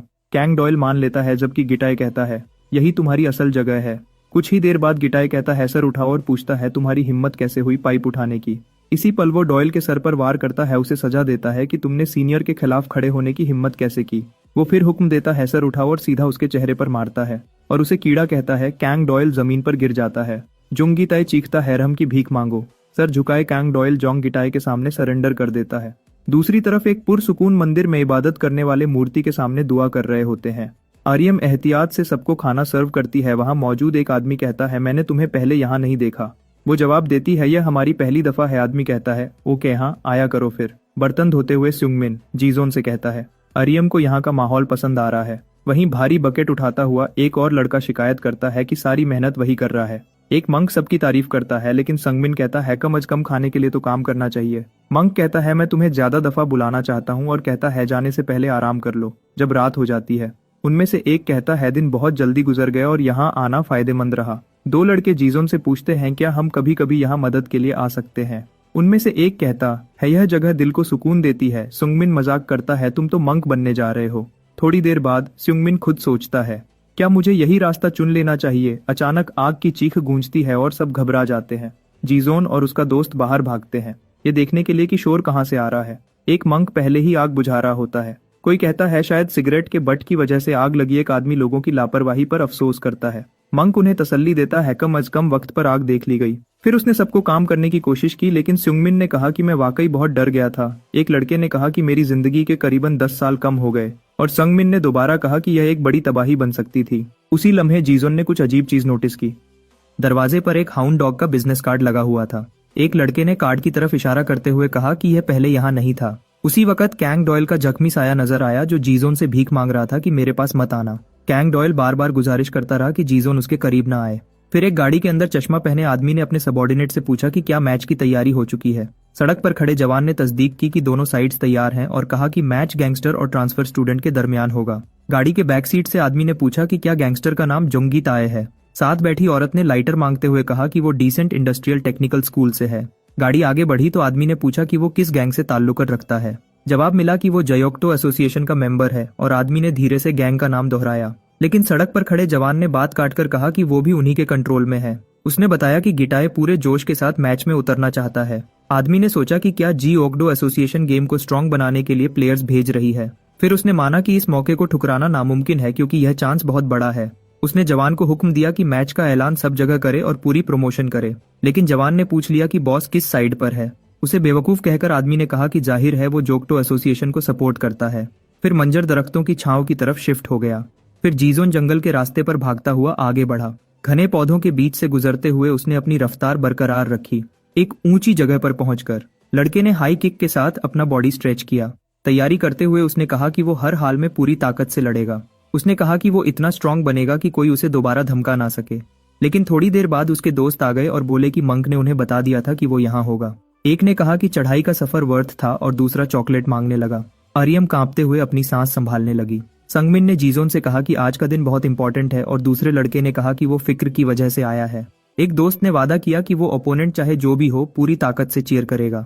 आर्यम ने भी तस्दीक की कि वो भी उसके लिए चीयर करेगी। दोस्तों की यूनिटी ने उसे मजबूत कर दिया, और जीजोन ने बोल्ड जवाब दिया। जब वो फाइट की जगह पर पहुंचे, उनमें से एक ने आगे इशारा किया और कहा कि माहौल बहुत ज्यादा इंटेंस है। जगह देखकर संगमिन हैरान रह गया और समझ गया कि लड़ाई यहीं होने वाली है। बगैर वजह समझे एक और लड़का कांपने लगा और पूछा कि क्या जीजोन ठीक है। उसने कहा कि उसका दोस्त बिल्कुल भी हेजिटेट नजर नहीं आ रहा। एक लड़के ने संगमिन को सोचने पर मजबूर कर दिया कि क्या उनकी चीयरिंग उस तक पहुंची होगी। वहीं वेयरहाउस के सामने खड़े कई आदमी खामोशी से इंतजार कर रहे थे। फाइट का ऑर्गेनाइजर ग्रुप को रिसीव करते हुए जीजोन के पास आया। उसने कहा कि वक्त पर आना इज्जत की बात है, और लहजा नरम रखा। एक दोस्त ने उंगली उठाकर उस आदमी पर इल्जाम लगाया कि आग लगाकर जीजोन को धमकाया गया। आदमी ने कहा कि उसे समझ नहीं आ रहा, और उसके साथी ने भी कहा कि उसे कुछ पता नहीं। और जीजोन को मशवरा दिया गया कि डिटेल्स छोड़कर सिर्फ फाइट पर फोकस करे, और दोस्त गुस्से में रह गया। ऑर्गेनाइजर ने बताया कि मुकाबले का माहौल बहुत गर्म है और सबकी एक्सपेक्टेशंस बहुत ज्यादा हैं। उसने जोर दिया कि ओपोनेंट को हल्के में ना लिया जाए और जीजोन अपनी पूरी ताकत से लड़े। फिर किसी ने चीख कर गेट खोलने को कहा। जैसे ही गेट खुला, जीजोन और उसके दोस्तों ने वेयरहाउस के अंदर देखा। भीड़ लगातार शोर मचा रही थी। बेचैन और जोश से भरी आवाम को देखकर उन्होंने माहौल का बोझ महसूस किया। दूसरी तरफ से किसी ने जीजोन का नाम पुकारा। पीठ की तरफ से खड़े जुंग गिटाई ने खुद कहा कि वो उसका इंतजार कर रहा है। आहिस्ता मुड़कर गैंगस्टर ने कहा कि जीजोन को डॉयल की वजह से उसे पहचान लेना चाहिए। अपने मुकाबले के सामने खड़े होकर लड़के ने अपना स्टांस मजबूत किया। उसे वहां देखकर आर्यम हैरान हुई, और संगमिन ने पूछा कि क्या तुम उसे जानती हो। एक लड़के ने सच बताया कि जुंग गिटाए एक गैंगस्टर है, जिससे पूरा ग्रुप शॉक में आ गया। गिटाई ने ऐलान किया कि आज जो शुरू किया था उसे खत्म करने का वक्त आ गया है, और उसका एतमाद वाजह था। लेकिन पहले उसने कहा कि एक खास मेहमान दिखाया जाएगा जो जीजोन को क्रश कर देगा। जब चीज सामने आई तो जीजोन और आर्यम दोनों ने सांस रोककर देखा। बीच में जंजीरों से बंधा कैंग डॉयल ने कहा कि जीजोन को यहाँ नहीं आना चाहिए था, क्योंकि वो नहीं चाहता था कि उसे इस हाल में देखा जाए। दोबारा गुजारिश करते हुए उसने कहा कि जीजोन चला जाए। आर्यम ने अपना मुंह ढककर बेचैनी से डॉयल को पुकारा। उसके दोस्त हैरान होकर पूछने लगे कि क्या हो रहा है और वो इस हाल में क्यों है। ठंडी आवाज में गिटाई ने जीजोन से पूछा कि क्या उसे मालूम है कि डॉयल इस हालत में क्यों है। मंजर के सामने खामोश खड़े जीजोन कोई जवाब ना दे सका। जुंगीताई ने अपनी सारी तकलीफ का बदला लेने का वादा करते हुए पूछा कि क्या जीजोन वाकई उस आदमी को बचाना चाहता है। उसने बताया कि जंजीरों की चाबी उसकी जेब में है और वादा किया कि अगर वो हार गया तो चाबी दे देगा। लेकिन उसने जीत की सूरत में अपनी शर्त भी रख दी। इस बात से डरकर जीजोन के दोस्त फौरन रिएक्ट कर गए। सुकून से गिटाई ने कहा कि उनमें से कोई भी पैसों में दिलचस्पी नहीं रखता। फिर उसने ऐलान किया कि अगर वो जीता तो जीजोन की 2 उंगलियां काट लेगा और उसे चैलेंज दिया कि इस शर्त को कबूल करे। यह सुनकर उसके दोस्त दहशत में आ गए और शर्त को पागलपन करार दिया। उन्होंने लड़ाई रोकने की कोशिश की और कहा कि यह बिल्कुल कबूल नहीं और सामने वाला साफ तौर पर साइको है। हाँ, आर्यम ने सख्त लहजे में वार्निंग दी कि वो आदमी वाकई बेरहमी है। एक छोटा सा फ्लैशबैक सामने आया जहां डॉयल के हाथ कांप रहे थे जब वो मोटरसाइकिल को पकड़े हुए था। याद आया कि ब्युंगू गिटाई से इतना डर गया था कि उसने अपने कपड़े गीले कर लिए थे। वापस मौजूदा लम्हे में गैंगस्टर ने पूछा कि क्या जीजोन डर रहा है। मुखालिफ की दहशत को समझते हुए जीजोन ने महसूस किया कि वो दूसरों के जिस्म में लरजा पैदा कर देता है। लेकिन जैकेट उतारते हुए उसने कहा कि अब वो खुद को रोक नहीं सकता, जबकि दोस्त पूछते रहे कि क्या वो वाकई लड़ेगा। जोश भरी मुस्कुराहट के साथ जोंग गिटाई ने लड़के के स्टैंस को पसंद किया। अरीना के बीच में खड़े होकर जीजोन ने लड़ाई के लिए खुद को तैयार किया। उसके गिर्द भीड़ पागल होकर शोर मचाने लगी और उसके दोस्त फिक्र के साथ सब कुछ देखते रहे। दोनों एक दूसरे के सामने बीच में खड़े थे। सीन 1876। चारों तरफ से स्पेक्टेटर्स ने उन्हें घेर लिया। दोनों एक दूसरे के सामने बीच में खड़े थे। चारों तरफ से स्पेक्टेटर्स ने उन्हें घेर लिया। मेगाफोन के जरिए अनाउंसर ने ऐलान किया कि फाइट शुरू होने वाली है और सबको बैटिंग करने को कहा। पहला मुकाबला पेश करते हुए उसने जोंग गिटाई को अंडरवर्ल्ड का पावर हाउस कहा। फिर उसने जीजोन को ट्रांसफर स्टूडेंट बताया जिसने चैंपियन को हराया था। जीतने वाले के बारे में पूछकर अनाउंसर ने माहौल और भी गर्म कर दिया। काउंटडाउन शुरू हुआ और कंट्रोल रूम में चश्मे वाला आदमी हर चीज पर नजर रखे हुए था। 2000 से ज्यादा लाइव स्पेक्टेटर्स को देखकर उसने इवेंट की शानदारी पर तबसरा किया। उसने कहा कि स्टेज तैयार है और दोनों को कहा कि खून बहने तक लड़ाई करें। मुकाबला शुरू हुआ और जुंग गिटाई बगैर हिचकिचाहट आगे बढ़ा। उसने घुटने का वार सीधा जीजोन के सर पर किया, हमला शुरू करते हुए, लेकिन लड़के ने अगला अटैक ब्लॉक कर लिया और फौरन किक से काउंटर अटैक किया। फिर वो पीछे हट गया ताकि जगह बना सके। भीड़ जोश से चीखती रही। नया हमला तैयार करते हुए जोंग गिटाई ने अपना स्टांस एडजस्ट किया और लगातार पंचेस से बचाव करते हुए जीजोन हर वार को गौर से फॉलो कर रहा था। उसकी स्पीड और स्ट्रेंथ एवरेज से ज्यादा थी, इसलिए वो अटैक्स की रफ्तार के साथ चल पा रहा था। उसने कभी बॉक्सिंग या मार्शल आर्ट्स नहीं सीखी थी। आम स्ट्रीट फाइटर के तौर पर जीजोन अपनी जबरदस्त बॉडी की वजह से आसानी से हराने वाला नहीं था। फिर जुंग गिटाई ने गुस्से में चिल्लाया, क्या तुम डर गए हो? बिना रुके आगे बढ़ता हुआ जीजोन ने सीधा पंच अगेंस्ट ओपोनेंट की पसलियों पर मारा। असर महसूस करते ही उसे समझ आ गया कि वॉर बिल्कुल साफ और इफेक्टिव था। तुरंत रिएक्ट करते हुए गिटाई ने जीजोन के चेहरे पर पंच मारा। बस इतना ही था, उसने कहा, जैसे छेड़ते हुए, और उसे आगे बढ़ने का चैलेंज दिया। दुश्मन की रिएक्शन स्पीड को देखते हुए जीजोन नेचुरली तौर पर ओपनिंग्स ढूंढने लगा। टेक्निक के बगैर भी मुखालिफ अपनी नेचुरल जिस्मानी ताकत से मुश्किलात पार कर रहा था और जीजोन बार बार हिट हो रहा था, लेकिन मजबूती से जवाब देते हुए। लड़के ने एक और किक गिटाई के चेहरे पर मारी। क्या यह मसाज था? जुंग गिटाई ने मजाक उड़ाता हुआ पूछा। क्या तुम वाकई सोचते हो कि इस तरह मुझे हरा दोगे? मैं तुम्हें हकीकत दिखाता हूँ, गिटाई ने चिल्लाते हुए हमला किया। दोबारा हिट होने पर जीजोन ने महसूस किया कि उसका गुस्सा कम होने के बजाय और बढ़ रहा है। भीड़ लगातार जुंग गिटाई का नाम पुकार रही थी। किसका पलड़ा भारी है? जीजोन के एक दोस्त ने पूछा। दूसरे ने कहा, उसका गार्ड टूटना शुरू हो रहा है। अपनी एनालिसिस जारी रखते हुए उसने कहा कि मुखालिफ का बॉडी साइज बहुत ज्यादा है और अगर जीजोन को भारी हिट लग गई तो अंजाम तबाहकुन होगा। एक ने समझाया कि जीजोन की स्ट्रैटेजी धीरे धीरे डैमेज जमा करके नॉकआउट करना है, जबकि गिटाई एक ही वार में जीतना चाहता है, अपनी जबरदस्त ताकत पर भरोसा करते हुए। मुकाबला देखते हुए अगर जीजोन हिट हो गया तो सब कुछ खत्म हो जाएगा, आर्यम ने कहा। लेकिन उसी वक्त कैंग डॉयल की आवाज गूंजी, जंजीरों में बंधा हुआ उसे पुकारते हुए। उसकी तरफ दौड़ते हुए आर्यम अरीना की तवज्जो से दूर चली गई। फिर डॉयल ने कहा, तुम्हें उसे रोकना होगा, तुम जीजोन को क्यों लाए हो? जीजोन के पास कोई और रास्ता नहीं था, उसने वजाहत की। उन्होंने मंदिर को आग लगाने की धमकी दी थी जहां वो रहता है। सब कुछ लानत हो, उसने गाली दी। मुझे आजाद करो, मुझे चाबी चाहिए, उसने दोबारा कहा। चाबी जोंग गिटाई के पास है, उसने याद दिलाया, समझाने की कोशिश करते हुए। मैं कोई तरीका निकाल लूंगा, डॉयल ने यकीन दिलाया। वो आदमी सांप जैसा है, उसने वार्निंग दी। तुम नहीं जानते वो क्या कर गुजरेगा। उससे इत्तेफाका करते हुए आर्यक ने खुद को संभालने की कोशिश की। दोनों फाइटर्स के दरमियान वार और जवाब शिद्दत के साथ जारी रहा। वापस अरीना की तरफ देखते हुए आर्यम ने नए जोश के साथ हर हरकत पर नजर रखनी शुरू कर दी। फिर जीजोन ने इतनी जोर से हिट की कि सब हिलकर रह गए। उसके एक दोस्त ने चिल्लाते हुए कहा, लगे रहो। लड़ाई जारी रही। जीजोन लगातार गिटाई पर वार करता रहा। यही मौका है, हमला करो। हर तरफ से आवाजें आने लगी। अपनी स्किल्स दिखाओ और जोर से मारो, दोस्त चीखते रहे। उसे आगे धकेलते हुए जब वो गिटाई की तरफ बढ़ा, तब फाइटर ने कहा, मैं इसी लम्हे का इंतजार कर रहा था कि तुम करीब आओ। स्ट्रीट पर सेल्फ डिफेंस काम नहीं करती, उसने दहाड़ते हुए कहा, और तुरंत एक पंच मारा। जीजन को एहसास हो गया कि वो जानबूझकर जाल में फंस गया है। ताकत के सामने कुछ भी मायने नहीं रखता। हमला करने वाले ने सीधा उसके चेहरे पर पंच मारा और जोर इतना था कि जीजोन का सर पीछे झटक गया।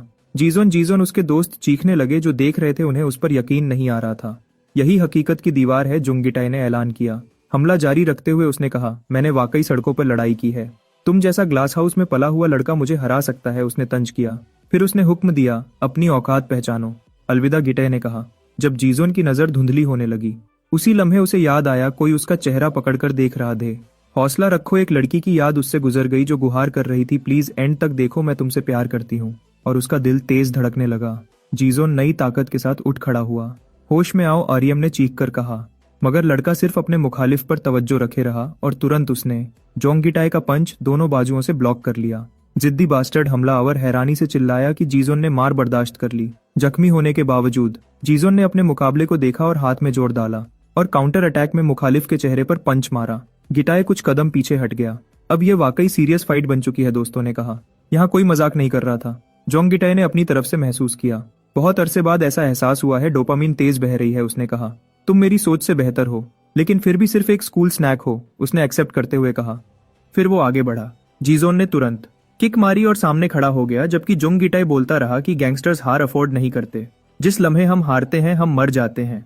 काफी दहाड़ा, मैं तुम्हें जीतने नहीं दूंगा, और सीधा उसके चेहरे पर पंच मारा। वो ज़ॉम्बी है, जीजोन के एक दोस्त ने चीख कर कहा। फाइट और भी इंटेंस होती जा रही थी। दोनों लगातार मार रहे थे। जीजोन के दोस्तों ने देखा कि वो अब डिफेंड नहीं कर रहा बल्कि अटैक्स डॉज कर रहा है। जीजोन ने एक और पंच बचा लिया और हमलावर गुस्से में उसे गाली देने लगा, मगर एक दोस्त ने जीजोन की तरफ इशारा किया। बिल्कुल खामोश वो लड़का गार्ड नीचे किए खड़ा रहा। सब हैरान रह गए। लूजर कहकर गिटाई ने हमला किया, लेकिन जीजोन ने सीधा पंच उसकी चिन पर मारा। कैंग डॉयल ने सोचा शायद जीजोन उसका पैटर्न समझ चुका है और नतीजा निकाला कि गिटाई की मूवमेंट्स बहुत ऑब्वियस हैं। सिर्फ एक पंच में नॉकआउट ढूंढता है। जीजोन ने अटैक्स पहले ही प्रिडिक्ट कर लिए थे और अब वो गिटाई की कमजोरी जान चुका था। डॉज करते ही उसने पूरी ताकत से किक मारी। फिर मंजर बदला और लड़का एक लकड़ी का टुकड़ा पकड़े खड़ा था। जोंगिटाई ने गाली दी और चैलेंज किया, लकड़ी जीजोन की तरफ पॉइंट करते हुए, जबकि लड़के ने बस अपनी नजर उस पर जमा रखी थी। जोंगिटाई दहाड़ा कि असल फाइट अब शुरू हो रही है और गेम के कवायद अब बेकार है। माहौल बिल्कुल बदल गया। जीजोन के दोस्तों ने उसे बुजदिल कहा और चीटिंग का इल्जाम लगाया। यहाँ तक कि अनाउंसर ने भी कहा कि वेपन का इस्तेमाल रूल की खिलाफ वर्जी है। लेकिन गिटाई ने लूजर्स को चुप रहने का हुक्म दिया और पूछा, क्या यह तुम्हें कोई गेम लगती है? फिर उसने क्राउड में किसी को भी चैलेंज किया जो सामने आने की हिम्मत रखता हो। जीजोन की तरफ मुड़कर उसे उकसाया कि फाइट खत्म करो। ये कोई गेम नहीं बल्कि हम दोनों के दरमियान मुकाबला है। जीजोन ने एक्सेप्ट किया। ये असल फाइट है। गिटाई दहाड़ा। लड़के की तरफ बढ़ता हुआ उसने वादा किया कि उसे कुचल देगा। हमलावर ने अटैक किया और जीजोन को ललकारते हुए आगे आने को कहा। दोस्तों ने मंजर देखा और चीटिंग पे बात की। गैंगस्टर से मत उलझो बच्चे, गिटाई चीखा, लेकिन जीजोन ने किक से हमला रोक लिया और तुरंत दूसरी किक से उसका सर हिट कर दिया। गिटाई जमीन पर गिर गया, जीजोन के हाथों शिकस्त खाकर। लोगों ने सरगोशी की कि वो खत्म हो चुका है और गैंगस्टर होने पर उसे जलील कहा। उसी लम्हे कैंग डॉयल की जंजीर से फिसलकर जमीन पर गिर गई। आर्यम ने तुरंत चाबी देख ली। अभी सब खत्म नहीं हुआ, गिटाई उठते हुए बोला। मैं नहीं रुकूंगा जब तक हम में से एक मिट्टी में ना मिल जाए। जीजोन ने अपने दुश्मन की तरफ दौड़ लगाई और अटैक को डिले किया। फिर सीधा ब्लो मारा। लड़के ने दोबारा मारा और उसे फिर जमीन पर गिरा दिया। मैं तुम जैसे नाकाम से हार नहीं सकता, गिटाई घुटनों पर कहता रहा। तुम्हें मजलूम बनने का कोई हक नहीं, जीजोन ने जवाब दिया।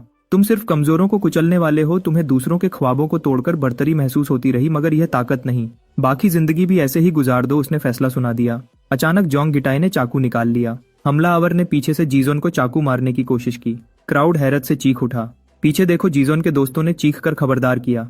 तुम्हें गैंगस्टर के सामने पीठ नहीं घूमनी चाहिए थी, काफी ताना मारते हुए बोला। चाकू के साथ आगे बढ़ता हुआ उसने जीजोन को गिरा दिया और हमले के लिए ऊपर खड़ा हो गया। मैं तुम्हें मिटा दूंगा, गिटाई ने वादा किया और कहा, जब शीशे में अपना चेहरा देखोगे हमेशा अफसोस करोगे। उसने चाकू उठाते हुए धमकी दी। मैं ही असल विनर हूँ, वो मजे लेते हुए बोला। लेकिन अचानक आग का झोंका गिटाई के चेहरे पर लगा। कैंग डॉयल ने जलती हुई लकड़ी से उस पर वार किया। उसे जमीन पर दबाकर डॉयल ने गिटाई को हिलाने से रोक दिया। फिर वो जीजोन की तरफ मुड़ा और पूछा कि क्या वो ठीक है। जीजोन ने बस हल्का सा सर हिला दिया। आर्यम हैरान हुई कि डॉयल कब आजाद हुआ और उसकी दोस्त समझ गई कि यह काम उसी ने किया था। कैंग डॉयल ने जीजोन को देखा और पूछा, क्या मैं इसे खत्म कर दूं? वो गिटाई पर बैठ गया और उसकी उंगलियां तोड़ना शुरू कर दी। रुक जाओ, जीजोन ने रोका। नीचे से गिटाई गिड़गिड़ाते हुए बोला। क्यों? डॉयल ने सीधा सवाल किया। बंद करो बच्चे, गिटाई भीख मांगता रहा। तुमने भी यही किया था, डॉयल ने याद दिलाया। लेकिन मैं मुख्तलिफ हूँ, गिटे चीखा। डॉयल ने पूछा क्यों? फिर उसने कहा, मैं अलग क्लास का हूँ, वो मुंह घुमाते हुए बोला। अब सिर्फ एक बाकी है, कैंग डॉयल ने पुरसुकून लहजे में कहा, और उसकी एक और उंगली तोड़ दी। कैंग डॉयल आखिरी उंगली तोड़ने के लिए तैयार हो गया, लेकिन जुंग गिटाई चीख कर रुकने की भीख मांगने लगा।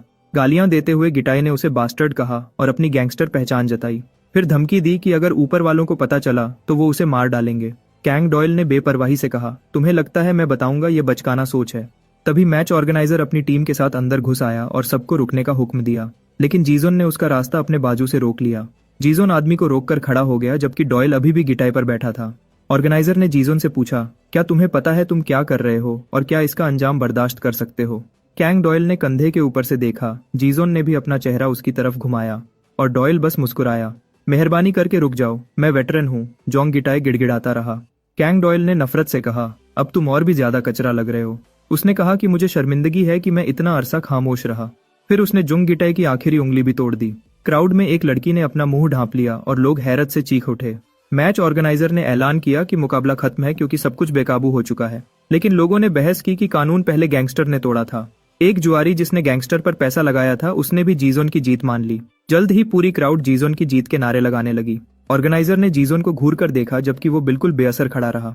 उसके दोस्त चीख कर बोले। सबने उसकी हार देखी और क्राउड लगातार जीजोन का नाम पुकारता रहा, जबकि वो डॉयल के साथ खड़ा होता है। जीजोन अपने कंधे के ऊपर देखता है।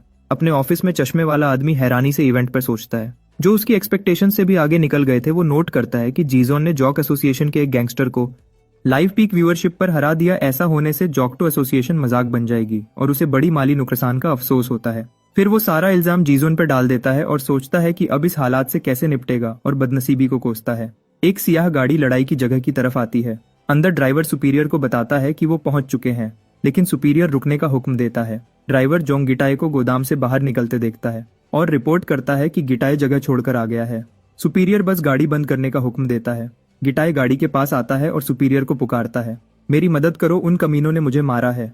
वो अभी भी अंदर मौजूद हैं, अगर अभी चलो तो उन्हें पकड़ सकते हो। वो गिड़गिड़ाता है, लेकिन सुपीरियर सीधा उसके सर पर मुक्का मार देता है, फिर उसे लात मारकर दूर फेंक देता है। गिटाई जमीन पर गिरकर चीखने लगता है, क्या मैंने तुम्हें मना नहीं किया था कि स्टूडेंट्स के साथ लड़ाई से दूर रहो? आदमी पूछता है। गिटाई बहकी बहकी आवाज में अपनी सफाई देने की कोशिश करता है। सुपीरियर दोबारा लात मारता है जब वो जमीन पर पड़ा होता है, जबकि गिटाई माफी मांगता रहता है। जीजोन और उसके दोस्त दूर से मंजर देखते रहते हैं। गिटाई गैंगस्टर बनता है, लेकिन असल में वो कुछ भी नहीं, कैंग डॉयल कहता है। कैंग डॉयल जीजोन का शुक्रिया अदा करता है और फिर दोस्तों का भी। लेकिन अरियम बीच में बोलती है, तुम सबको पहले मेडिकल ट्रीटमेंट की जरूरत है। वो हॉस्पिटल चलने पे जोर देती है, लेकिन डॉयल कहता है, मुझे सिर्फ कुछ दिन का रेस्ट चाहिए। फिर वो जीजोन के साथ चल पड़ता है, जैसे उससे कंफर्मेशन चाह रहा हो। फ्लैशबैक में जीजोन सोचता है कि वो कब उस शख्स को भूल पाएगा जिसके पास उसका दिल रोकने या तेज करने की ताकत थी। स्टूडेंट्स का एक ग्रुप सड़क पर चलता जा रहा है। क्लासरूम में टीचर कहता है, नींद मत लो। फिर दो लड़कियां अरियम के पास आती हैं और उससे सवाल करती हैं कि उसने जीजोन को फोन क्यों दिया, और उसे अजीब कहकर पॉइंट आउट करती है। फिर येना सीधा पूछती है, क्या तुम मुझसे डेट करना चाहती हो? अरियम जवाब देने में हिचकिचाती है, जिस पर येना उसे याद दिलाती है कि वो जीजोन के लिए उसकी फीलिंग्स जानती है। लेकिन अरियम कहती है कि यह सिर्फ डेट से ज्यादा है। दूसरी लड़की पूछती है, इसका क्या मतलब है? वो बताती है कि उसे जीजोन के लिए गहरी क्यूरियोसिटी महसूस होती है और वो उसके बारे में सब कुछ जानना चाहती है। फिर एक लड़की उस पर इल्जाम लगाती है कि वो धोखा दे रही है और जीजोन को फंसाना चाहती है। फिर वो अरियम को येना और जीजोन के रिश्ते की याद दिलाती है। अरियम दोबारा कहती है, हम सिर्फ बात कर रहे हैं। फिर येना उसके गाल पर थप्पड़ मारती है। वो चीख कर कहती है, खेल बंद करो, और कहती है, मैं जीजोन तुम्हें नहीं दूंगी। दोनों लड़कियां वहां से चली जाती हैं और उसे अकेला छोड़ देती हैं। हाँ, आर्यम अपना गाल छूती है और हल्की आवाज में कहती है, धोखेबाज। वो येना के बारे में सोचती है कि क्या वो थोड़ा सा भी रिग्रेट नहीं दिखा सकती थी। देखने का धन्यवाद।